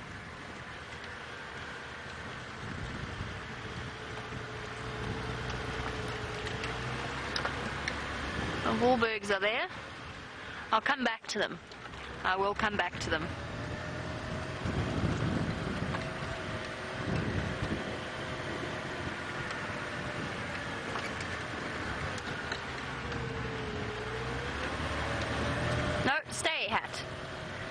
Of course, it's become much more disastrous when my hat goes flying off my head since we've started putting the microphones in our hats.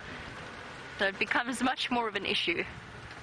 The microphone goes flying, the sound goes all funny.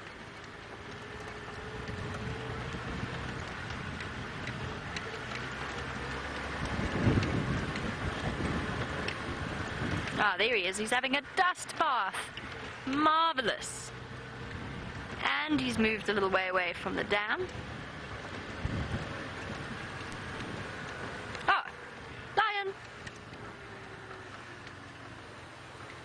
lion! Lions! Awesome. They're fast asleep for now, and I think our gentleman elephant is going to disappear. Andrew, they're right out in the open on Twin Dams Road itself.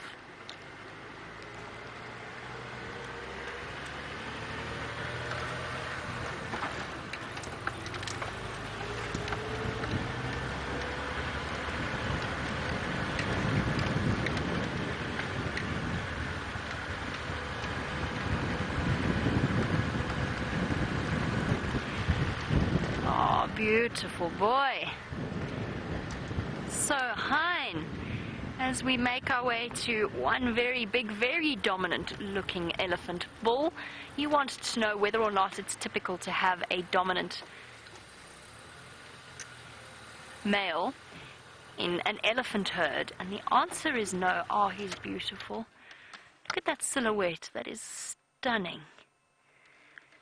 So, Hein, the answer is no. Elephants live in a breeding herd, and the breeding herd is matriarchal, so it's female-led. However, the males are dominant over the females. They just don't live with them. So a male elephant, when he reaches sexual maturity, will start to move out into the open. And speaking of which, we're going to go a little bit closer to our gentleman, since he is so beautiful and he seems most relaxed. I was just giving him a little bit of space to see what he wanted to do. Hello, boy. So once they reach sexual maturity, an elephant bull will leave the safety of the herd. Very often when they're young, they form bachelor groups, but from that moment, they essentially lead solitary existences.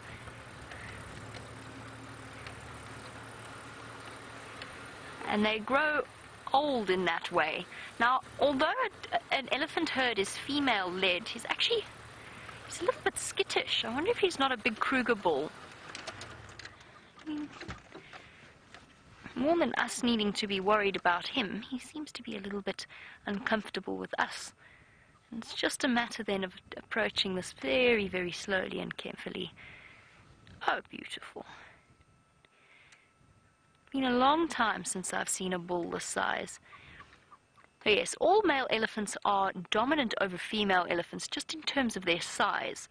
They are much, much larger. So when you do get an elephant bull associating with an elephant herd, they tend to get a little bit upset and uncomfortable, a little bit occasionally harassed almost, particularly if there's a female in estrus.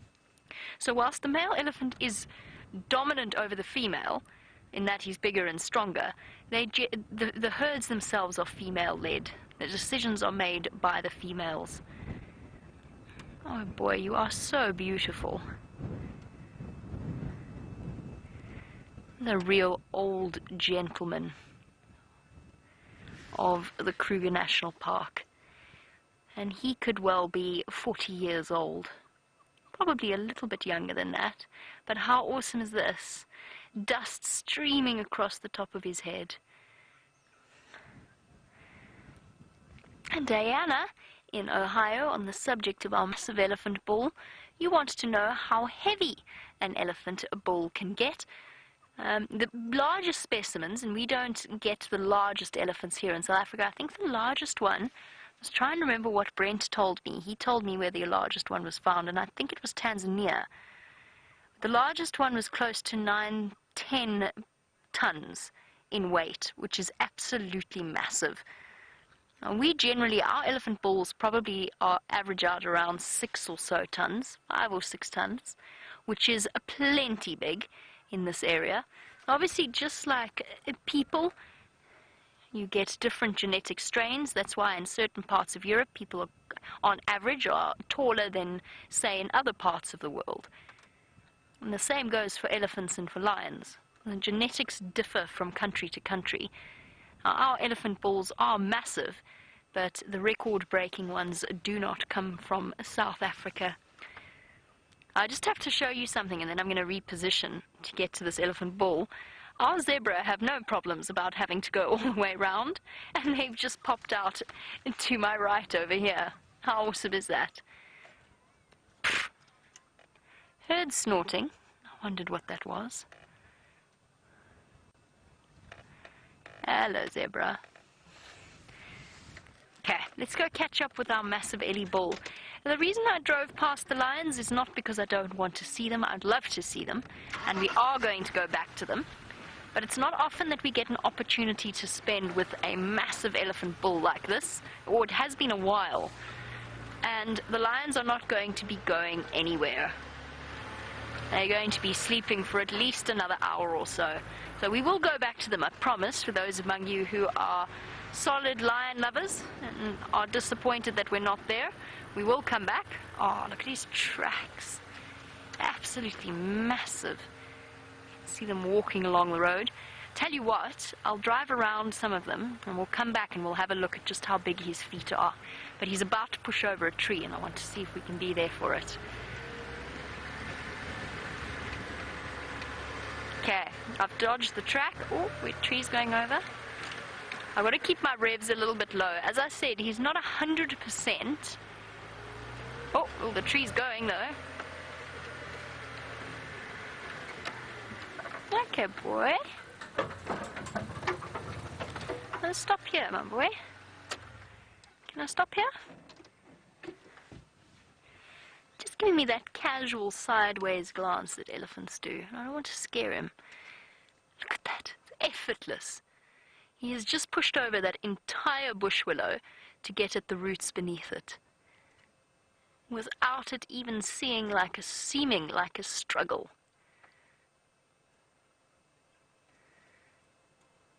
You can see how dry it is. And the sky is white. It really is. It's the brightest. I've never experienced weather like this. I think it's just because I've never experienced a drought like this. It is so unbelievably dry. So he's pushed over the bush willow to get to the root system, and he's now systematically picking and choosing which root he goes for. Look at that, and not all of them are treated the same way. He's obviously clearly looking for something specific. And that's years and years of experience and learning. He would have experienced a drought like this. In 1992, he would have been alive then. And they say elephants have incredible memories, and that seems to be borne out in fact as well. All the evidence seems to suggest that they do have incredible minds and incredible memories. And whenever I see an old gentleman of the bush like this, I always wonder about the things he could tell us if he could talk. What he's experienced throughout his life, where he was born, which part of Kruger he came from. If he came from Kruger at all, of course. Probably, though. If elephants could talk.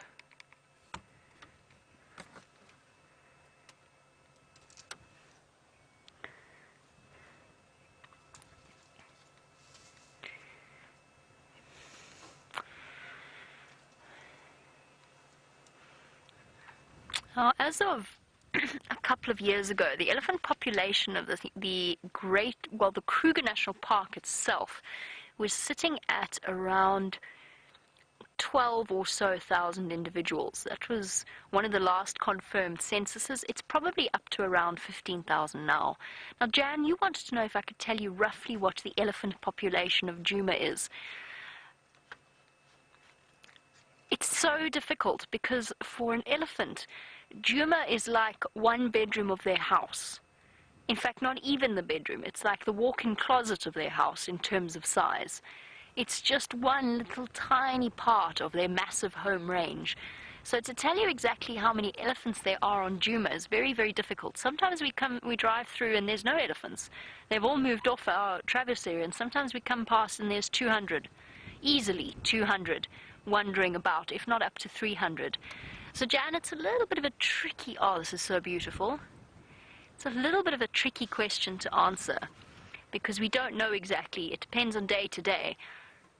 If you think of the whole of the Kruger National, actually, let's do it this way. If you think of the whole of the Kruger National Park as being their house and garden, Djuma is actually not even a walk-in closet.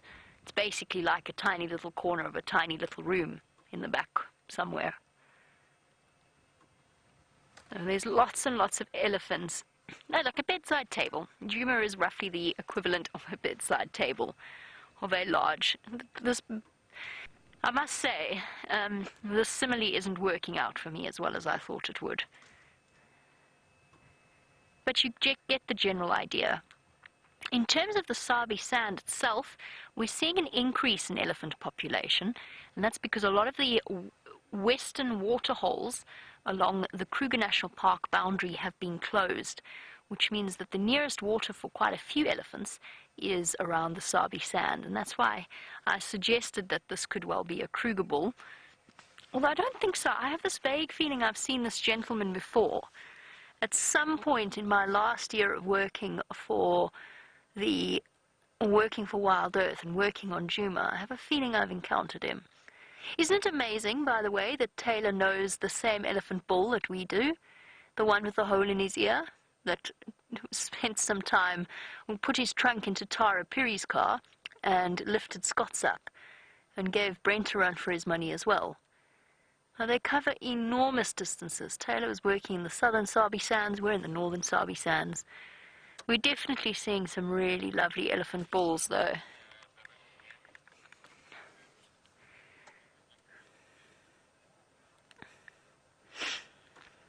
Oh, he's lovely.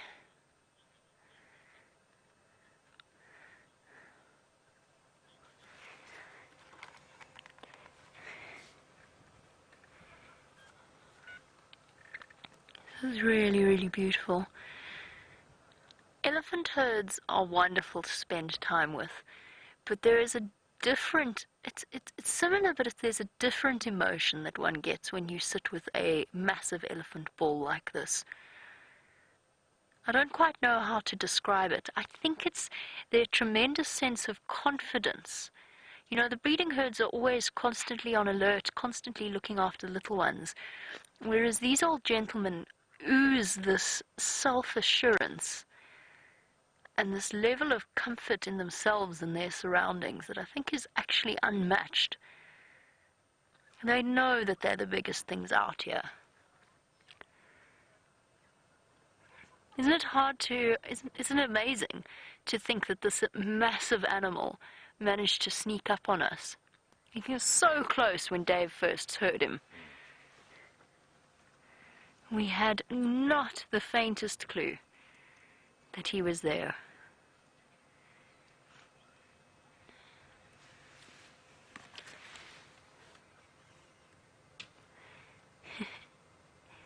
And they almost close their eyes in contentment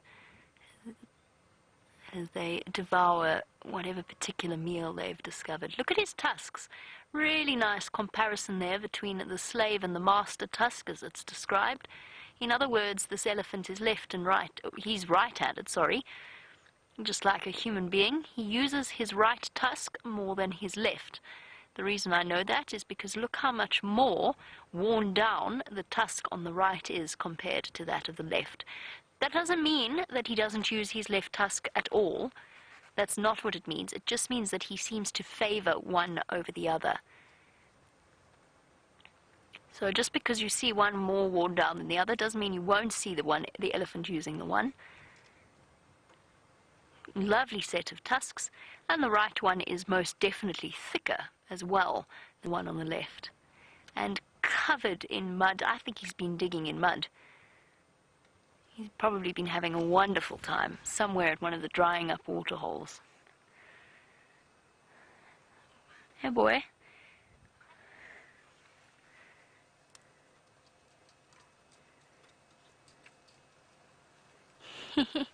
And Paul has said this old boy seems very well behaved and that he's had a good upbringing.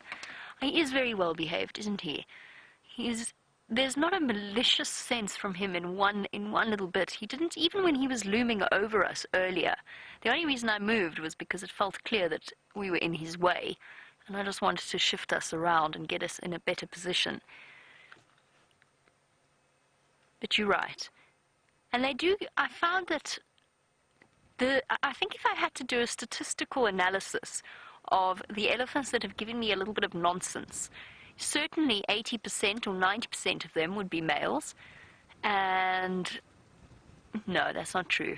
Actually, let's say 80% of them would have been males, and most of them are young. The older bulls, with limited exceptions, and almost always you can usually deduce that they've been in some way badly treated or had a bad experience with a vehicle, and that's why they don't respond well to us. But I would say most of the older bulls that I encounter I think it stems from that sense of confidence that they have, that they're actually quite happy to just ignore you. It's one of the reasons why they can be one of the most wonderful creatures to walk on foot. And of course you don't take that for granted, and you do it exceptionally carefully. But they're often so secure in themselves that they don't see you as a major threat. If you get it right, it is a very, very special experience. Hey, beautiful boy.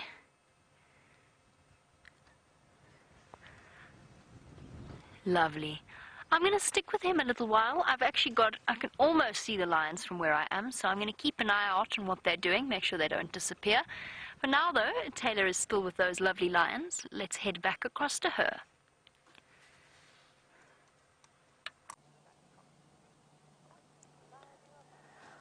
So our wonderful little fluff balls are waking up again. They had a little bit of a siesta just now. I had a little break, but we are still with them. And unfortunately, we're not going to be able to stay with them for too much longer. So I did want to just steal you away from Janie, just so you could have one more look at these lovely Nkahuma cubs. And they were all chasing each other's tails just now. Like, look at that one. I mean, bite, yes. Biting on Mom's tail. And Mom is not going to be very impressed with those sharp, needle-like teeth. I think she's going to get quite upset. That one might get a foot in the face if it's not careful. Oh, look at that one. Heard something.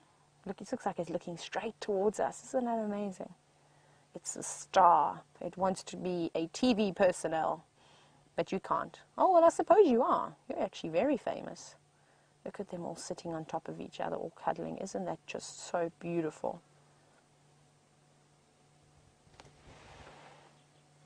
And it's so good that all these little cubs are still around and still together.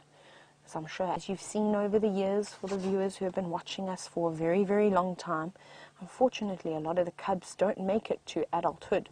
So every day is a new challenge for these little ones as they get older. But it's exciting to see that they're all still here, all 8 of them. I love the way those 3 have their heads lined up.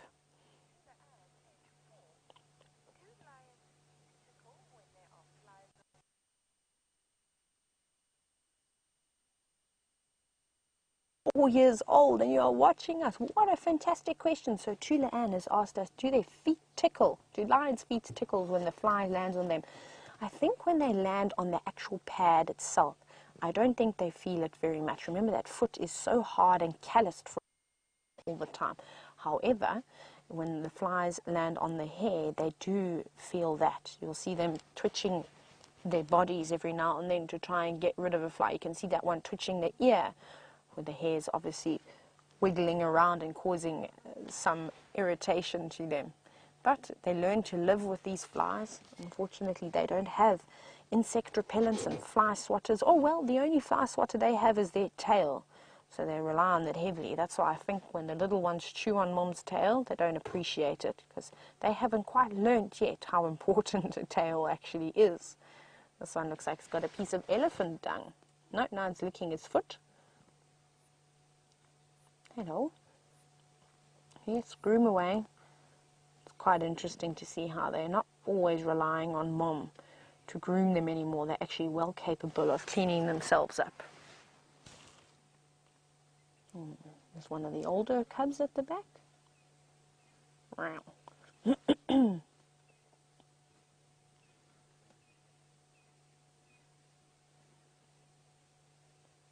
Hello, lovely lion. See that? Being nice. Grooming itself. I love the way their little skin wrinkles above their nose when they groom themselves.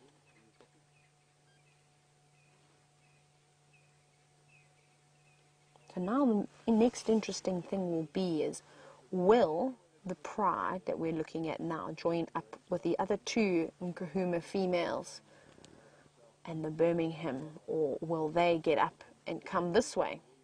I'm sure they're going to have a drink at some point too. I'm sure those females must be thirsty after eating that lovely rotting buffalo carcass yesterday. So maybe they do make their way towards Duma Pan. So it's always good this evening, keep an eye out on the Duma cam to have a look, and maybe you get to see them all meeting up in the evening. Oh, I'm just going to stretch and roll. So everybody, I think we're going to have to say goodbye to these Nkuhuma cubs. I know that there are some other rangers that are absolutely desperate to come and see them, and I'd hate to keep this sighting all to ourselves as much as that I'd love to. I think it's only fair to give everybody else a chance. Some people have travelled far and wide to come and visit the Nkuhuma Pride, and obviously I want them to have such a great experience that they keep coming back to wonderful Africa. You know, scratching, having a little scratch. So grab your last screenshots as we have a little, oh, what are you going to do? You're going to get up? Are you going to sit on top of somebody else? Huh? Well, no. Normally they like to plonk on top of each other. I think we're going to have to say goodbye, everybody, to the Nkuhumas for this evening, but I hope you enjoyed that. That was really wonderful. Let's head on back to Jamie. I think it's quite exciting what's going to develop between that big elephant bull and the rest of the Nkuhuma females and the Birmingham male.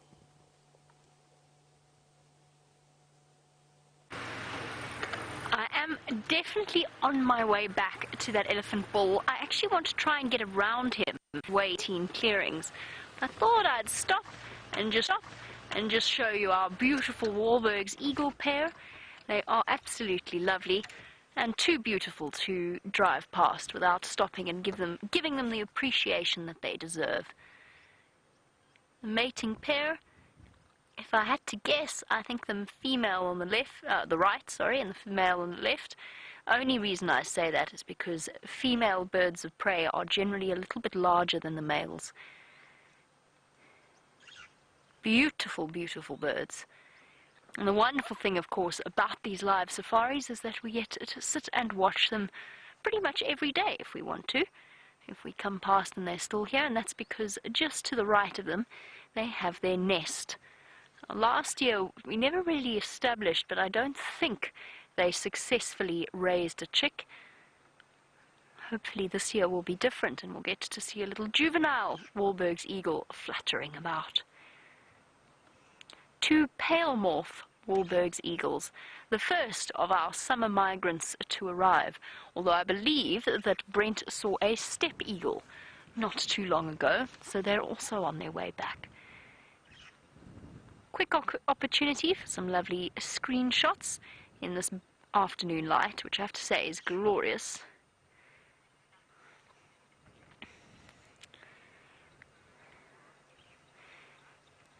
And speaking of our migrants, Laura, yes, I do think the lack of water and the lack of insects, it might not necessarily, no, it will delay the return of a couple of the summer migrants, things like the cuckoos and the kingfishers. The reason I say that is because it won't necessarily delay their return to South Africa, but it might delay their return to the Sabi Sand, or at least the northern Sabi Sand. The reason I say that is I've just recently been to some of the reserves closer to the mountains, and they are not in a much better state, but certain parts of them have had a bit more in the way of rain, which means that in terms of food abundance, they might be slightly better than the birds returning to this area. So they might stick in those areas a little bit longer and not necessarily come straight back to the northern Sabi Sand. But we'll see. There is a massive citizen science project going on where people around South Africa are encouraged to record the return date of migratory birds and the leaving date of migratory birds each and every single year, and each and every single different species, as a way of doing a massive study of the effects of climate change on migratory patterns. That'll be fascinating, but that's the kind of study that will play out over over decades, basically. I'm scared how Ellie's going to go. I'm sorry. I don't want to drag us away from the beautiful eagles. And then we're going to go straight back to those lions, because when I went past them the second time, I noticed that Amber Eyes and the young female are keeping a very, very close eye on that water hole. So there is a chance, as it starts to get a little bit cooler this afternoon, that they're going to think about ambushing one of the animals coming for a drink.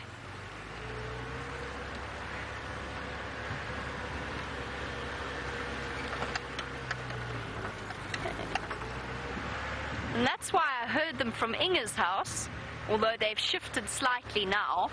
Inge's house is just through here in the bush there. A little bit hard to see for now.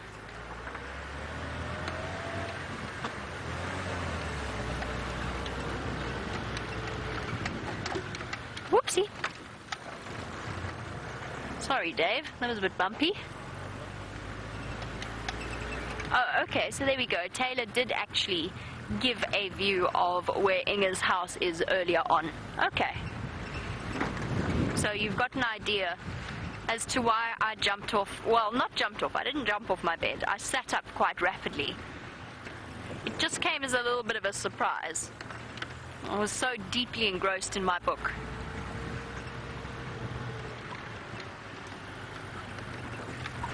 Right. Where is our gentleman of the bush gone?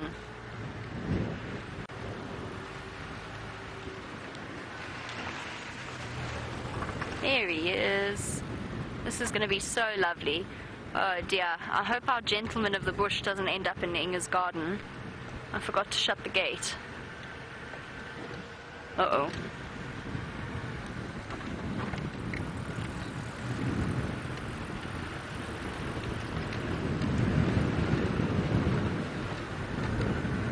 Okay.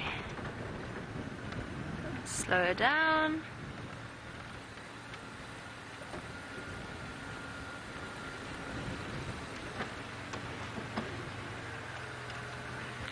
Shame. And he's also eating the guarri bushes, which don't have very much in the way of nutrients. Hello, boy. I can come sit with you. You're beautiful.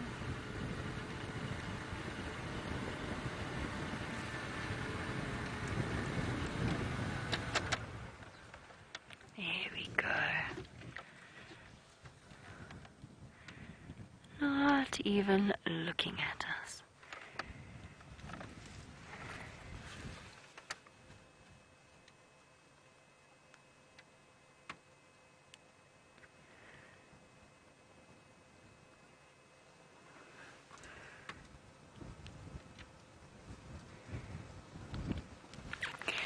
And a big hello to Audrey, who is 12 years old and has raised a very, very good question, which is, how do elephants know where to dig for food?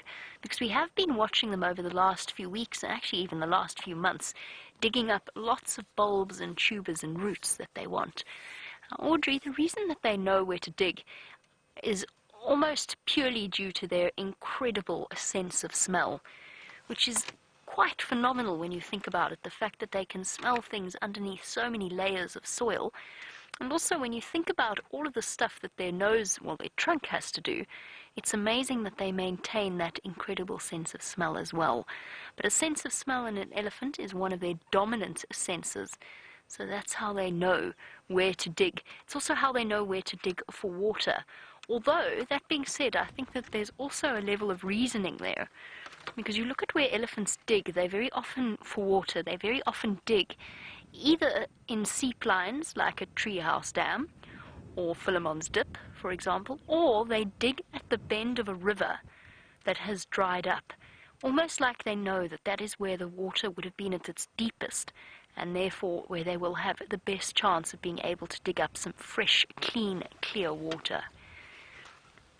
But a lot of that is governed by their sense of smell.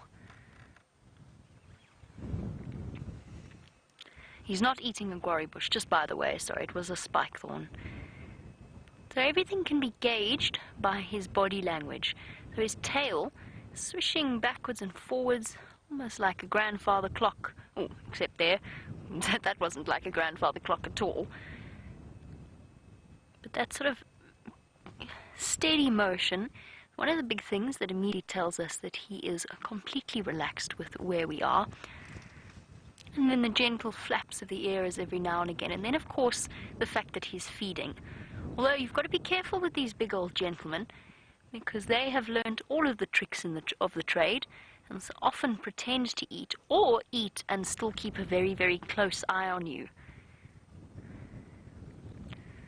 Hello, boy. Changing it up, shifting around a little bit. So a lot can be gauged by the elephant's tail, and what you might have noticed is as we drove up to him, I'm not sure if you could see or not, but his tail did go very, very still initially, and that's generally a sign that the elephant is watching you and just waiting for you to make the next move and what you are going to do. So it's not aggressive in any way, it's just like their focus has shifted towards you for a moment. And then what often happens is, just like this gentleman, he's gone back to feeding once again and is perfectly relaxed.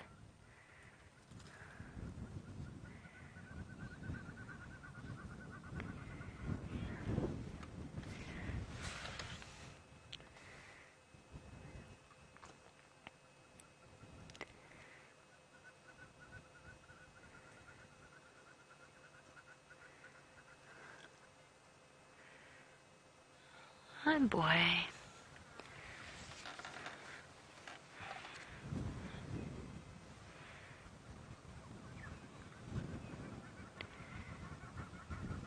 He is magnificent. I don't think there's any other word to describe him.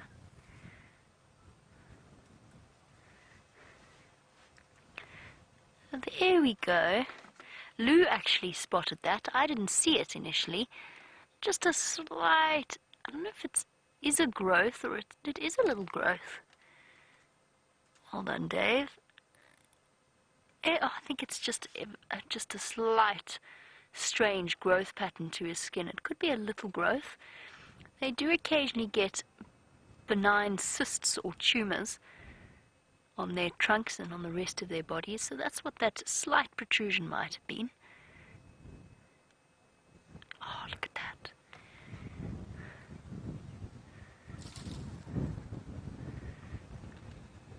So much history in that eye.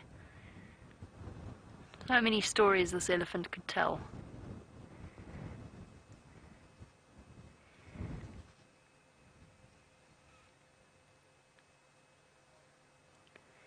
We are so very lucky to be able to sit and enjoy moments like this. It's incredibly peaceful.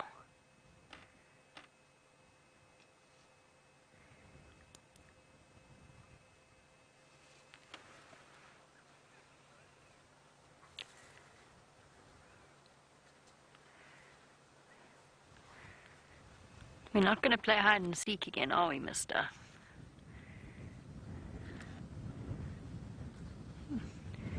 That's inconvenient. Okay, let's just see how he reacts to the start of the engine. I mean, so far he's been completely relaxed. It's just this gusting wind that occasionally puts them a little bit on edge. He didn't even turn his head.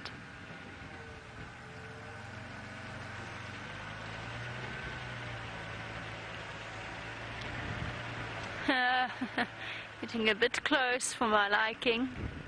Not the elephant, I meant to Inga's. Hello, big boy.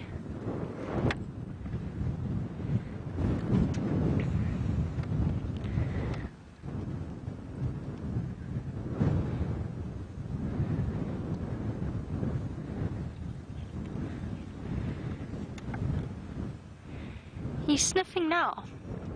So, Audrey, you were wondering about it. He's looking for something to eat. He picked up something there in his trunk and then he dropped it again.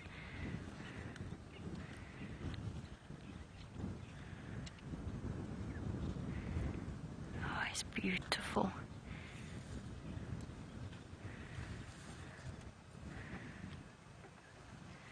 Just concentrating. Making sure we don't make him feel trapped between the fence and us or anything like that.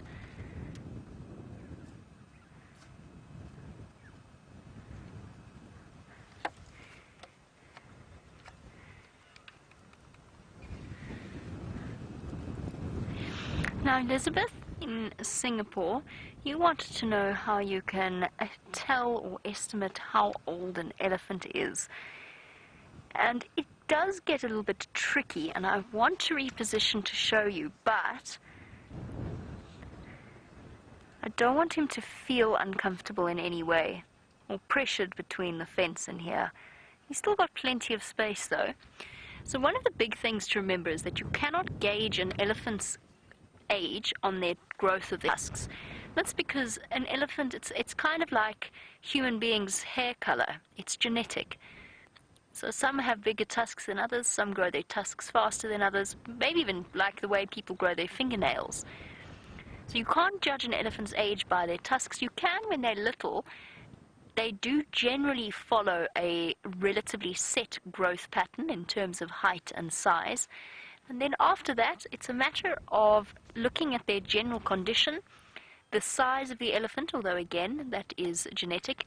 One of the best ways is to look at the temporal region and actually the general skeletal structure of the elephant. See how his temporal area is sunken in between his eye and his ear.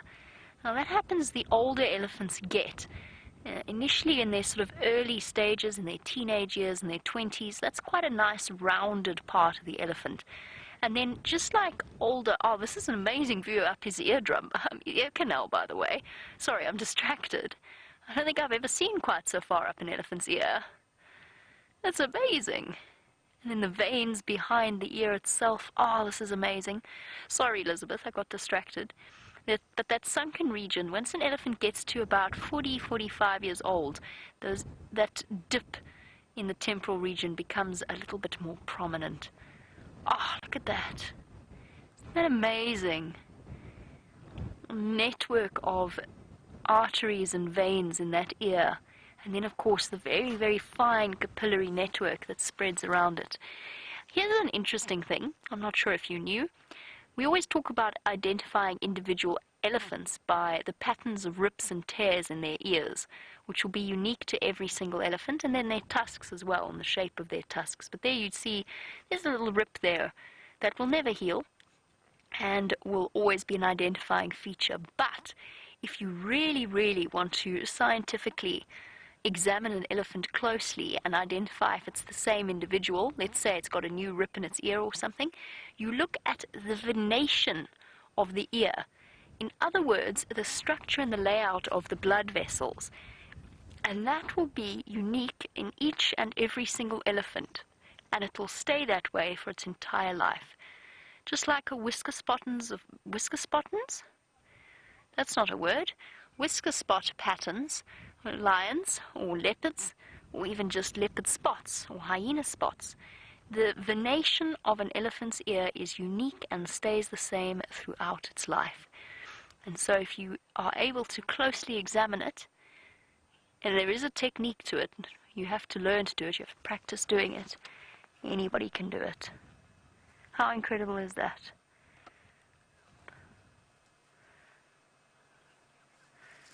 I'm going to turn around so that we can watch him feed, and so that poor Dave is able to find a more comfortable position than the one he's in now, since this elephant is right behind the vehicle. I might even go and stand next to that marula tree to give... Oh, no, I'm not moving anywhere. Oh, he's going to do it again.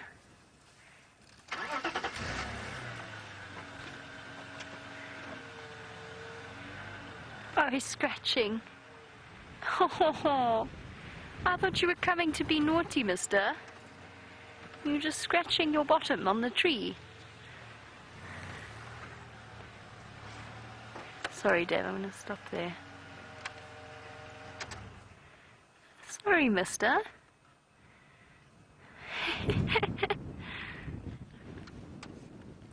I thought he was going to come try sneak up behind us again. He just had an itchy spot behind his ear.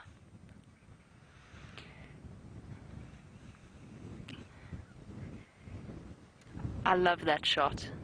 Such an iconic scene.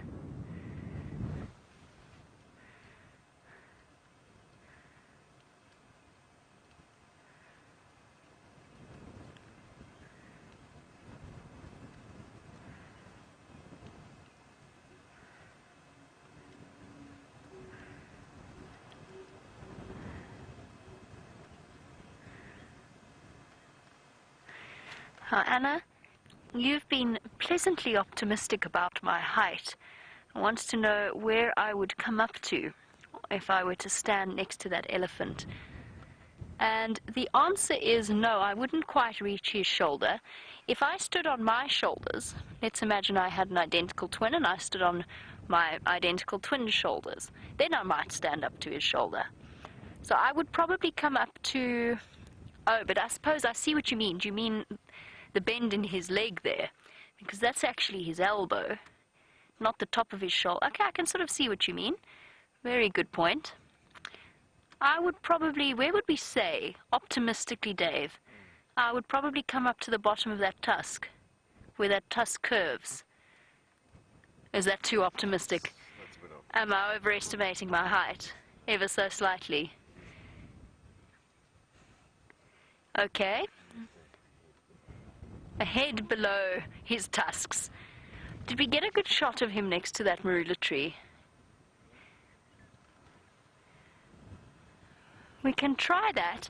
What we try and do, Anna, is whenever we have a sort of a set point that an elephant has been standing next to, then I will go and stand next to it myself. And then what viewers will do is they'll screenshot the final result and Photoshop me next to the elephant. And then you get a really, really nice perspective of my size next to the elephant, because it's very difficult to get a sense of scale. So he was standing next to that marula tree. I'm trying to think where would have been the best moment, where would have been the best screenshot. And I think what we'll do, that was about the angle you had. I'm going to go and stand next to the tree to give Anna a good idea, and then if all of you can post your screenshots on #SafariLive on Twitter, I'll get one up on my phone in a moment, and then Anna will get a really good idea about who's been more optimistic about my height, me or Dave or you perhaps. Let's go see. He's far enough away now that I can get out of the car, I think. You just make sure he turns away. He's not going to come charging all the way across the clearing to get me, though, although the lions might. I'm joking.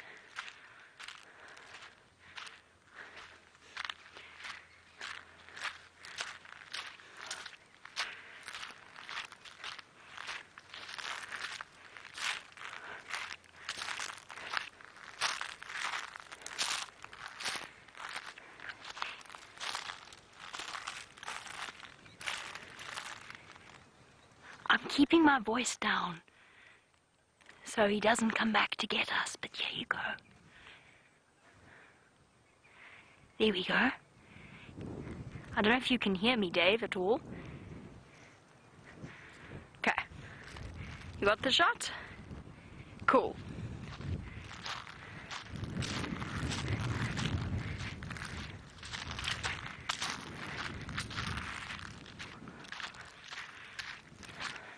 Sorry, I didn't want to shout across to all of you and across to Dave, just in case it did disturb him in any way. Not that I was too worried about it, but I also don't know exactly where Taylor's injured buffalo is either. So I'd prefer not to disturb anything, particularly him if he chases the injured buffalo. Right, so there you go. That should have given you a little bit of a perspective as to how tall I would be next to the elephant. And just to give you an even better perspective, I am 5'7". And Kirsty tried to argue very thoroughly with me when I first started working here and said that I was 5'7", and she insisted that I wasn't. I promise you I am. I'm 5'7". I just look shorter for some reason. Okay, I'm going to let our Ellie bull slowly amble on into the distance. I don't think we're going to have a better sighting than we've just had. So please, if you can, Photoshop those pictures together, or whatever it is you do. Work your magic, and let's have a comparison shot of me and the elephant. And while I loop back around to those lions, let's head back across to Taylor, find out what her plans are.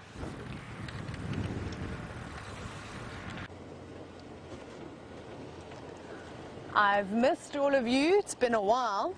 So myself and Zander just doing a little bumble and just enjoying the tranquility that the bush has to offer this afternoon with the lovely sun. I think let's actually take a moment just to appreciate that sun.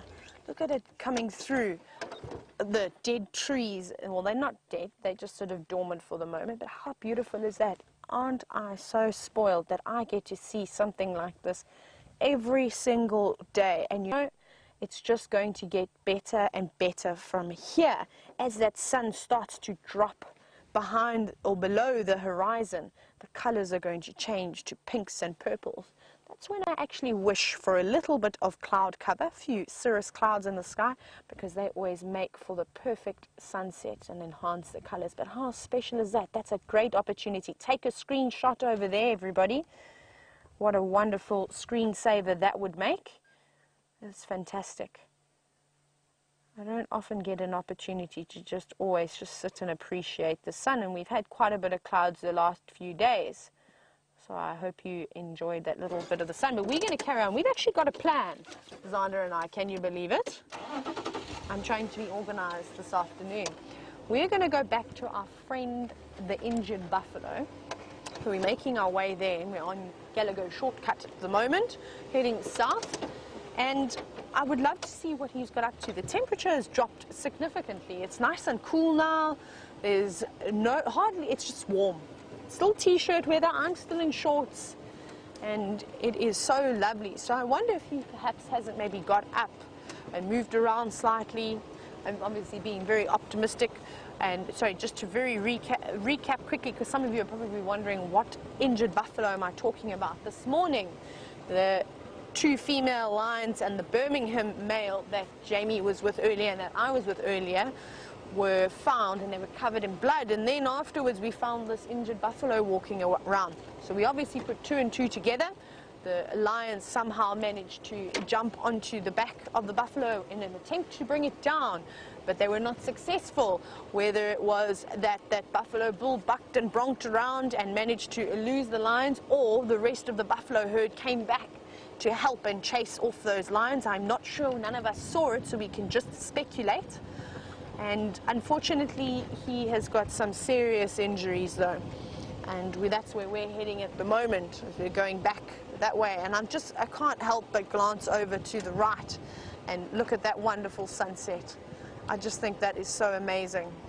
Look at that. I just think that is so spectacular. So we're serpentining along a Gallagher shortcut. I'm going to actually just pick up the pace slightly. This is actually also a very good time to look for leopard. So you'll see my head moving side to side, having a look through the bush just to see if perhaps maybe a leopard has woken up from its slumber and going on a territorial patrol, or maybe even a hunt for food. This is actually the area where we lost Karula last night. She was just slightly to the southeast of me in this big drainage line, and we didn't see any of her tracks coming out of here. So maybe she did get lucky and she actually found something, but nothing just yet. Just so beautiful. Remember, we are live, everybody. Some of you heard me sneezing earlier. If we weren't live, we probably would have cut that out because I sneezed quite a few times. So remember, if you'd like to contact us or send us any messages or any questions, you can either hashtag SafariLIVE on Twitter, or you're welcome to email us at questions@wildearth.tv. Right, we're getting closer and closer, but it is taking some time. I keep saying I'm going to speed it up a little bit, and then I'm distracted. So one of the things Jamie and I were discussing this afternoon before drive, on how easy it is to concentrate on the road when you know the roads.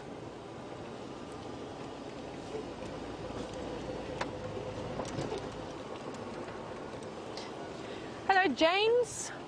James is a regular viewer. I seem to be getting to know him more and more every day, and that's what we love, is to see people who keep watching the show. And James wants to know, how long will the oxpeckers, the red-billed oxpeckers that we saw earlier today, stay on their host after, say, their host has died? So the oxpeckers feeding on ticks. James, that's a fantastic question. I think that is the first time I've ever been asked something like that. And I don't think there is an exact answer. I don't think it's anything like an hour and 20 minutes, you know. I think we can only give a guess. I reckon not very long. I don't know how long those oxpeckers would want to hang around. Obviously, those ticks are eventually going to move off as well once the rotting starts to set in. There's not going to be really a flow of blood for the ticks, the parasites, to suck off of the animal. So I'm going to just completely estimate, and if you find an answer, please let me know, because I haven't got a clue. I'm gonna reckon a few hours. I think they may still sit on and peck at the little bits of blood that are coming through. A few hours, and then they'll move off and carry on. But I don't know if you've ever also noticed that oxpeckers don't just stay on one animal for a very long time either. They're constantly jumping around and moving along anyway. So even on a live buffalo, they don't seem to hang around for too long. Oh, quickly, we're going to head to Jamie. She's got stalking lions. Oh, I think they've just been spotted. I wanted to show you. Oh, no, I don't think I have. This impala is walking straight towards the lionesses. The lionesses have gone flat, flat, flat. A little bit away from where we are. A little bit to the right, Dog. They're behind there. There you go. There they are, look. Oh. And I think they've gone back to sleep again. She was in proper crouch and stalk mode, but she has just relaxed once again. She's watching, and so far this impala has not spotted her. In closing the gap slowly but surely. I think he's seen something, but he's not quite sure exactly what it is he's seen. Has he realized those lions are there? This is very exciting. Oh, my heart rate's just gone up so much.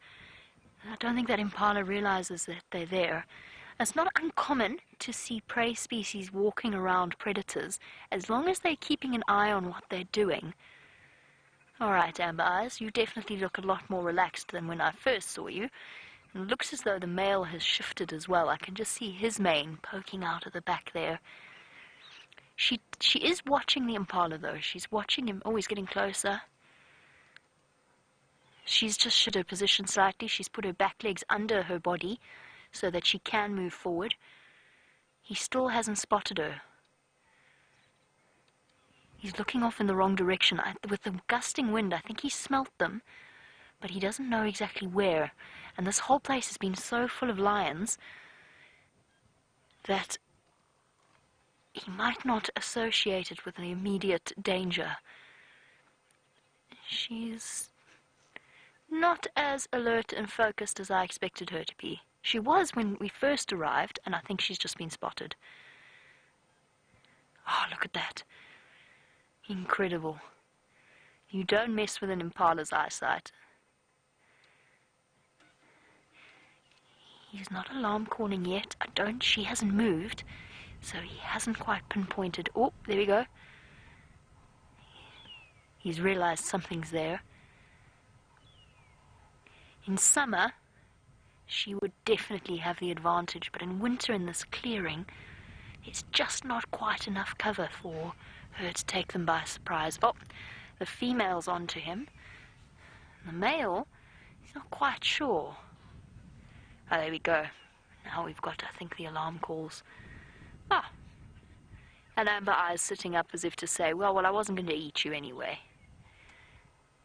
I wasn't planning on hunting you anyway. Look at that. Look at the proximity of those two animals. Now he's alarm calling.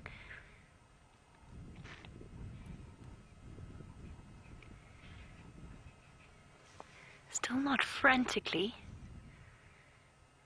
but he is alert. And now you can imagine, yeah, there you go. There's the alarm call. Imagine the feelings running through his body. He doesn't want to run away because he knows that could trigger a chase. And he feels confident enough with the distance to not be too concerned. Oh, male's got other things on his mind. He's not planning on hunting anything. Now the impala are going off. Oh. One brave soul has snuck forward to see exactly what's going on. He ran away a little bit and then moved forward again.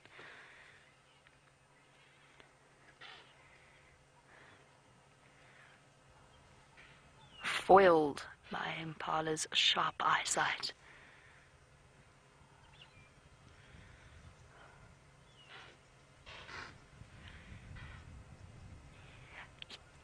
I happened to be listening to some of the show yesterday whilst I was in the tent, and Taylor described the sound of impala alarm calling in the best way I've ever heard any guide describe it ever before. She described it as popcorn that you are making, whether it's in the microwave or in a pot, and how you get one starting to go and then they all start to go pop, pop, pop, pop, pop. And impala alarm calls are just like that. One goes and then they all start to go. It's such a perfect description.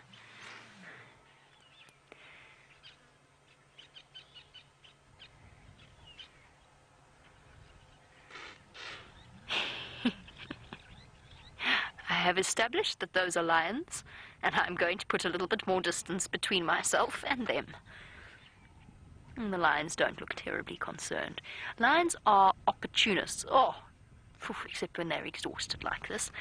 Lions are opportunists, so despite the fact that the Nkuhumas have just come off a buffalo kill, if that male impala had not seen them, there is no doubt in my mind that if he'd become a little bit closer, she would have gone for it. Especially lionesses, they never pass off the opportunity to hunt. Right, so that was very exciting, right up until the point that they all relaxed again. That being said, I'm going to go and sit with those lions. I want to keep an eye on what they're up to for the last part of the sunset safari. In the meantime, let's jump on board with Taylor and find out where she is, and indeed if she knows where she is.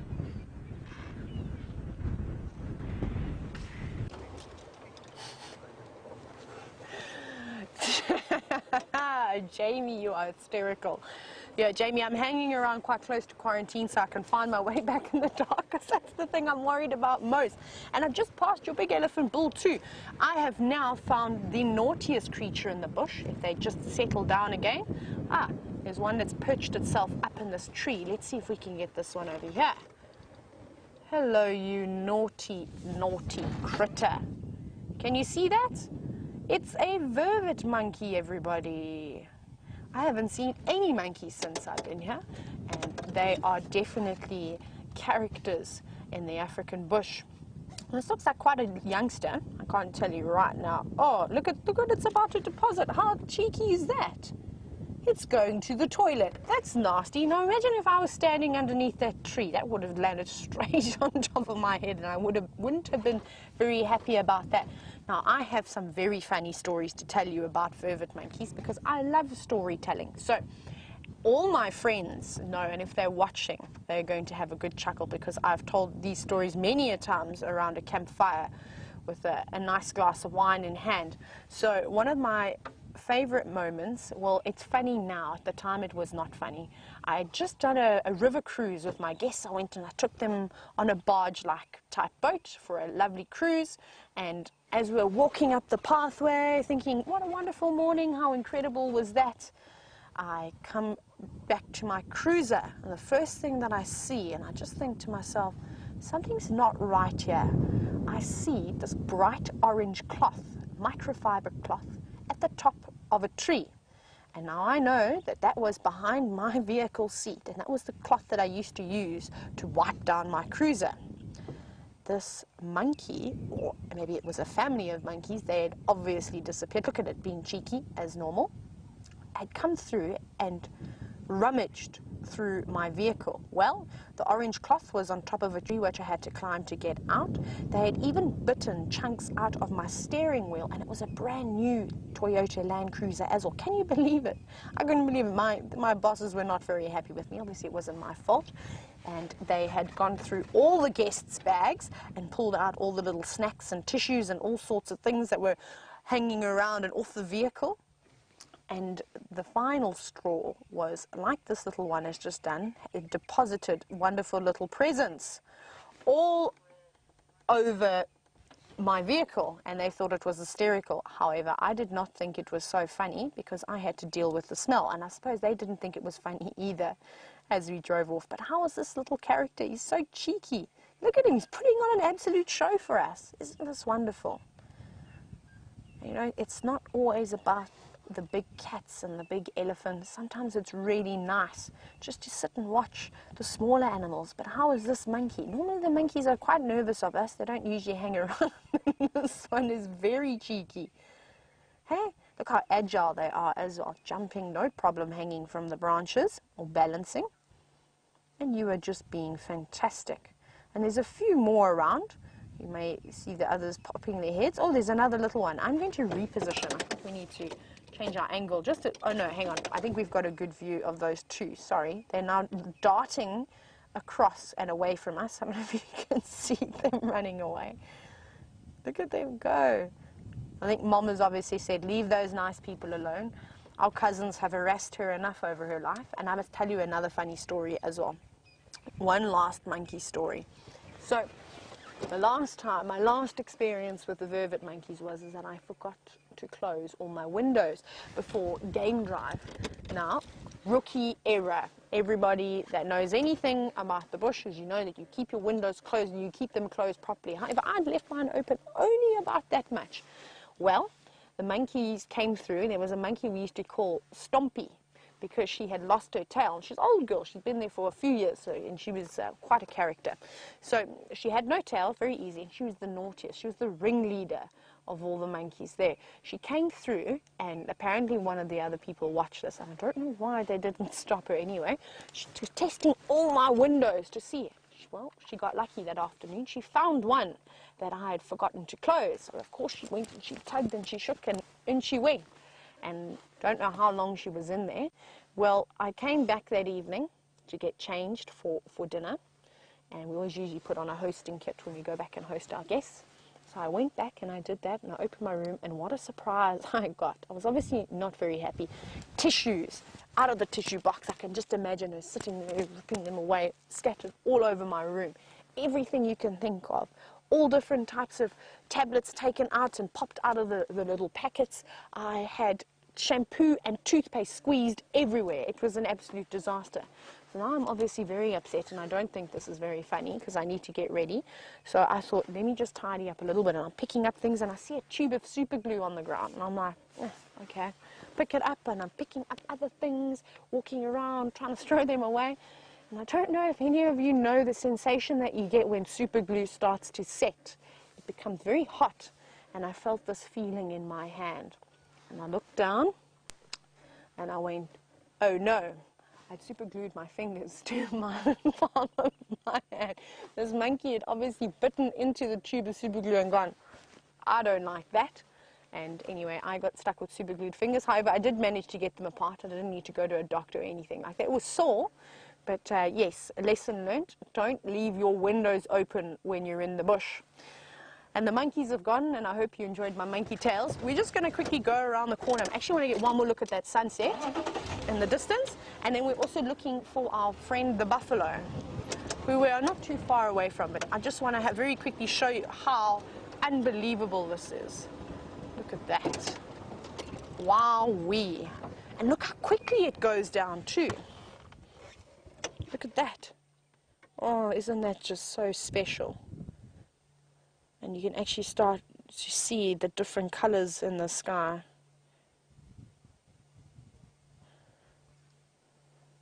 Look at it going. You can almost count how quickly it's disappearing behind the trees.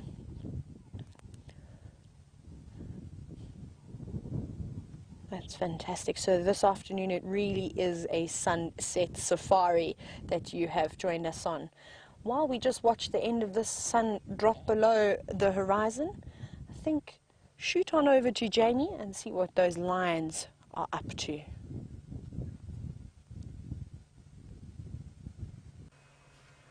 We have caught up with our lovely lions, and they are not up to much at the moment, having a relatively restful afternoon. It's a beautiful temperature. They've watched the impala slowly walk past. At one point, one of the lionesses thought about focusing on them, and then she relaxed again. It was interesting the way she was watching from underneath our vehicle. There were a couple of impala moving about on the opposite side.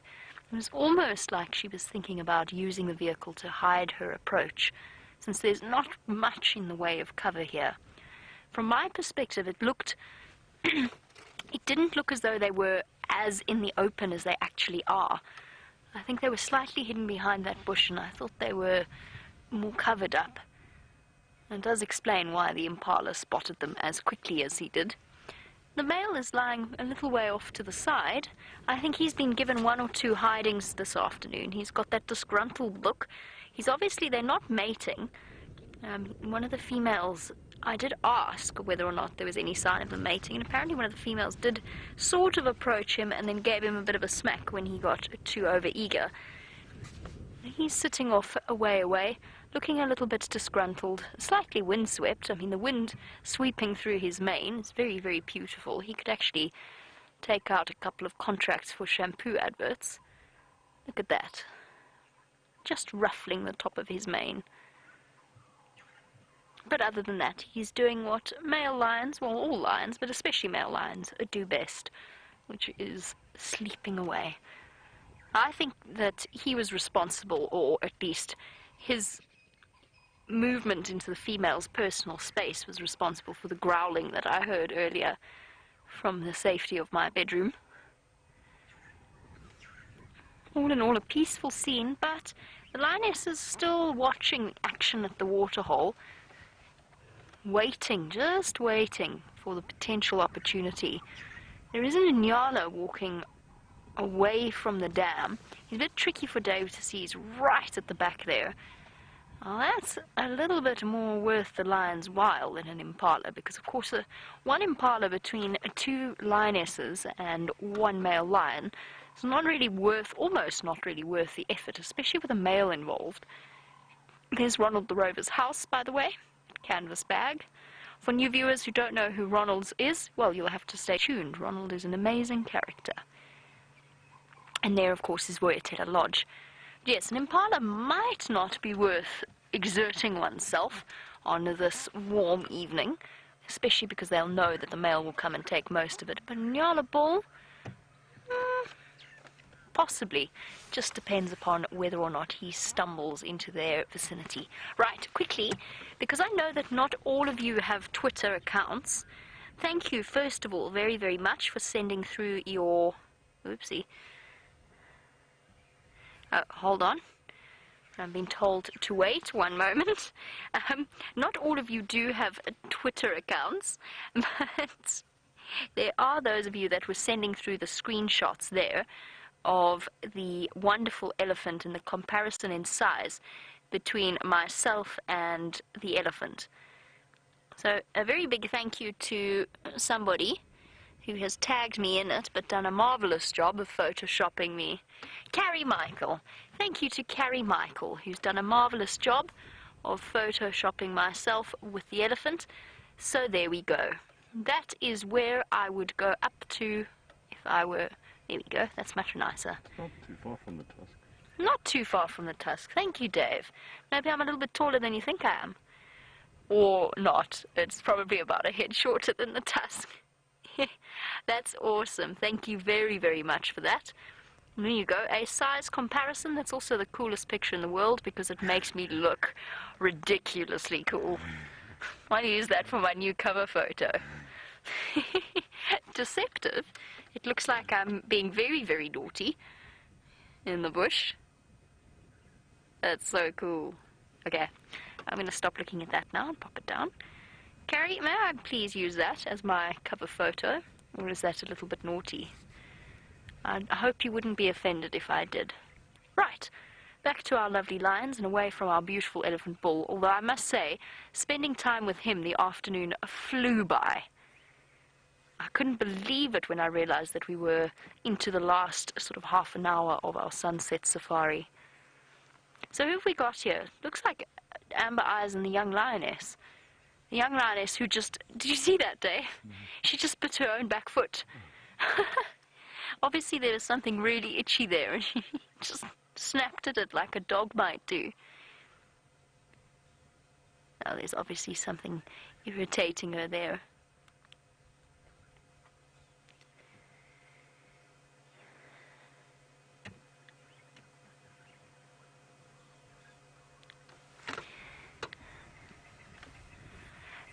I Dream of Africa.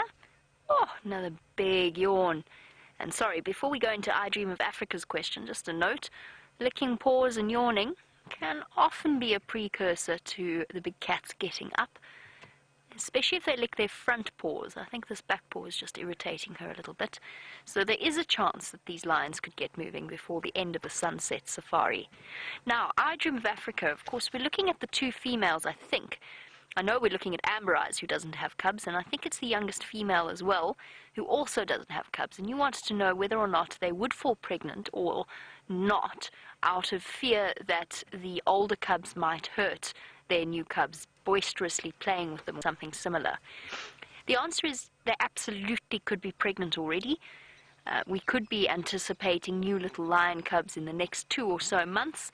It'll be impossible for us to tell until right up until the end.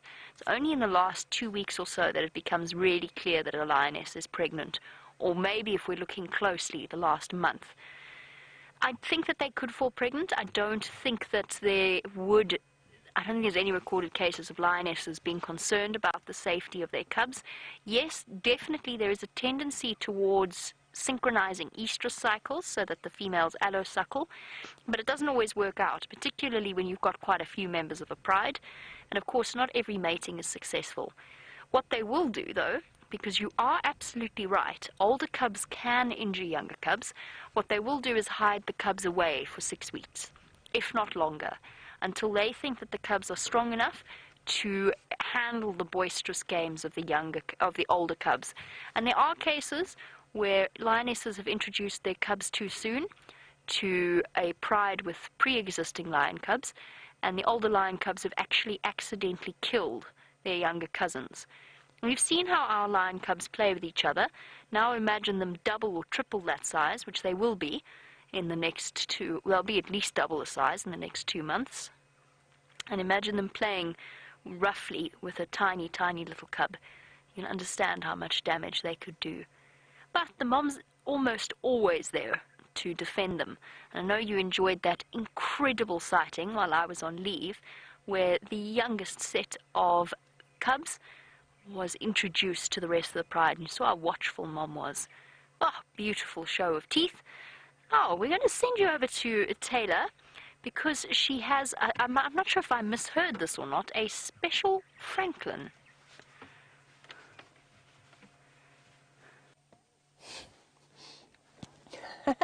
I'm sure some of you are thinking, what is a special Franklin? So everybody, this may be a new bird for some of you. This is a coqui Franklin, but it's quite nice because we actually have a family over here. We've got Mom and we've got Dad, and we even had a little juvenile, which is quite exciting to see. I don't know where the others have gone now. I'm trying to find them. Sandra's doing a fantastic job on trying to relocate the rest of them. Ah, they're behind the elephant dung. Just to the left. They are there somewhere. I saw the others there. So that one over there that you're looking at, that looks like the male. You see how his head is quite yellow. Now the female has, oh, listen. Look at that. And that's very typical, that the birds will do one last call just before the sun sets. And that's the male, like I said. The female's got a little bit more white on her face and sort of a few more black markings. The male has got that tawny colored head. And they were feeding their chick as well. They were picking out some termites a little bit earlier. But that's amazing. You don't often get to see coqui Franklins. I think I can count on my hands. I think I've seen this, probably the 6th time I've ever seen a coqui Franklin before. And to see a family is fantastic. So I'm so sorry for stealing you away from Jamie. But this was just too special to let go. Where did the rest of them go? And we've also found our friend the buffalo, who you can see in the distance. There he is. Can you see that strange figure at the back? That is our friend, the very injured buffalo, and he hasn't really moved much. Sandra and I have decided that he's just turned around, and that's it.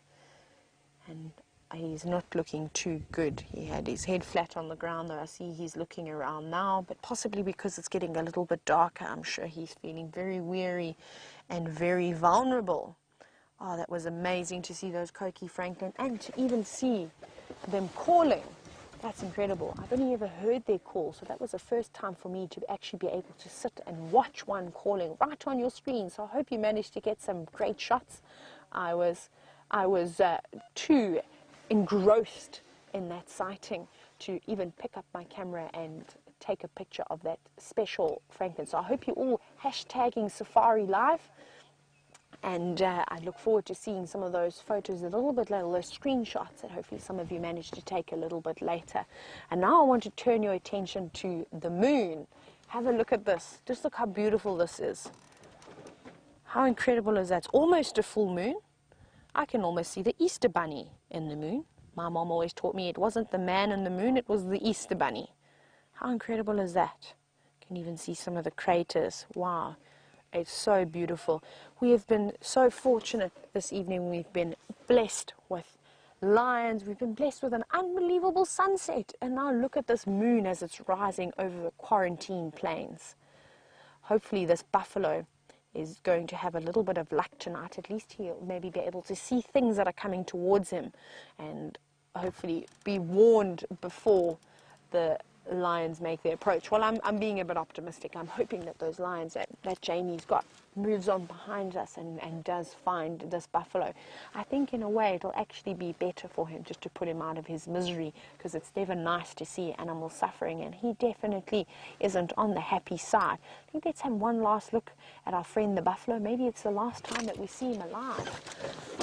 But it is very difficult to try and see him through all those trees. He's moved into an even more tricky position. But there he sits. His head is still up. Actually, let me go back a little bit. Let me go do a little bit of a reverse. Yeah, Rusty, in reverse.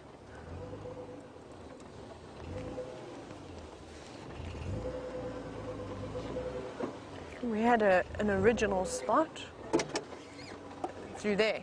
Is that okay? We've got to say, just communicating as to where we think we should go. And I can see him in the distance. We're going to zoom in now. It's a little bit better. So you can see he's got his head raised. You can't see any of the wounds on him now, obviously, with all the leaves obstructing him. But we are definitely going to follow up on him in the morning and see how he is doing.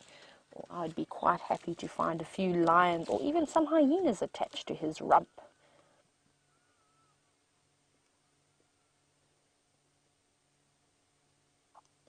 It's so peaceful now, not even the birds are talking anymore. The hardy-dars let off one last shout in the distance, and it's absolutely quiet.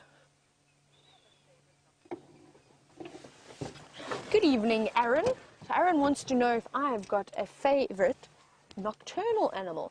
I'm quite a twitcher. I enjoy the birds, so I have to say owls, any of the owls, particularly, which is my favorite owl? I think I like the Varroes, the giant eagle owl. They're quite impressive. Their size is just magnificent.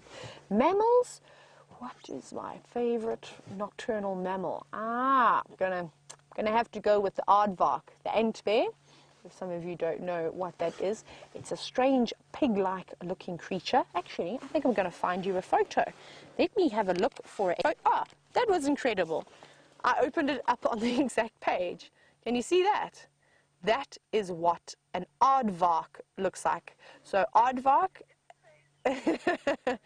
is an interesting creature. So it means ant bear or earth pig is the direct translation. But just quickly, can you have a look at his long sticky tongue? I actually don't know if this is a male or not. Look at that long tongue over there. Now, and he's even a little termite mound that is drawn in this book. How hysterical is that? So that's what that aardvark will use. He'll use that long sticky tongue after it's dug with those big claws into a termite mound, and then it will lap them up with that. So that is probably my favorite mammal, and they are very, very difficult to see, and it's obviously one of the creatures that we're always looking for. This crepuscular period, this last bit of light that we're experiencing at the moment, it's actually the best time to see them. All the diurnal animals, the daytime animals, are now going to rest, and all the nighttime creatures are on their way out. We heard it. We heard that Cokie Franklin giving one last shout, and we haven't heard him say anything else, and we'll probably only hear him in the morning again. That was really beautiful. It's been such a wonderful day. I've absolutely enjoyed every single minute of it. The only thing that could have been better is that I was hoping to find a herd of elephants.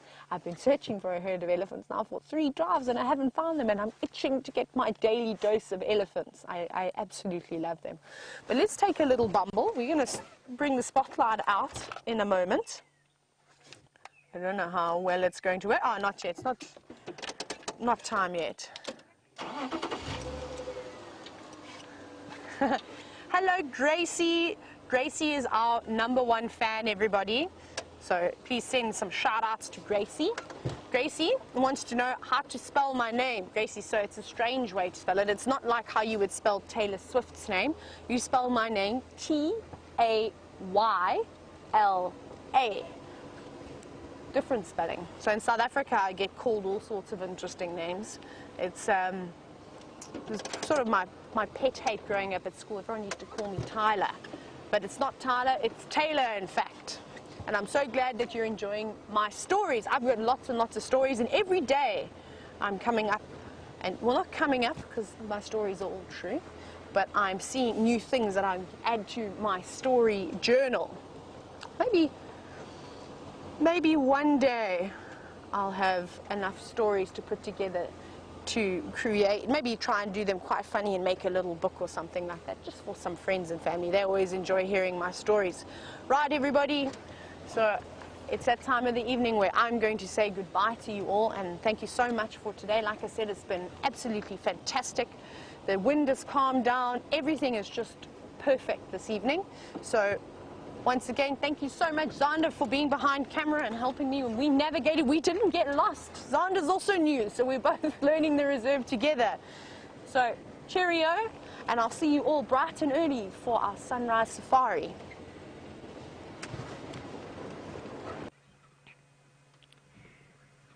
And what a marvelous sunset safari it has been. Thoroughly enjoyable, and a perfect way to finish off then with our sleepy lions, although one slightly more awake. Oh, no, I spoke too soon. One was slightly more awake than the other. She's now a little bit asleep, and we'll have to wait for tomorrow morning to arrive to find out what the end of the story, or at least I think it will probably be the end of the story for that poor buffalo on quarantine clearings. We're about, if I understand correctly exactly where he is, we're probably about 700 or so odd yards from his position with these lions. And if they don't find him, perhaps the hyenas might. Either way, I hope that he either heals up and stands up quickly, or that his suffering isn't terribly prolonged. Girls? But we will have to wait until the sunrise safari until we find out. Just by the way, in case you hear some happy music this evening on the Djuma Dam camera, because I can hear them now, that is because one very happy couple just got engaged. Not me, just to clarify, the happy couple staying at one of the lodges. Just to clarify, the party that may well be happening this evening, that is what has been going on. I hope they've enjoyed their view that they've had. They haven't moved from the veranda, and they've had a view of lions and a massive bull elephant and a whole host of zebra and impala and nyala. I think it must have been a very pleasant way to spend an afternoon. Amber Eye's giving herself a couple of smoothing, grooming licks. No decision as to whether or not she's going to hop up just yet.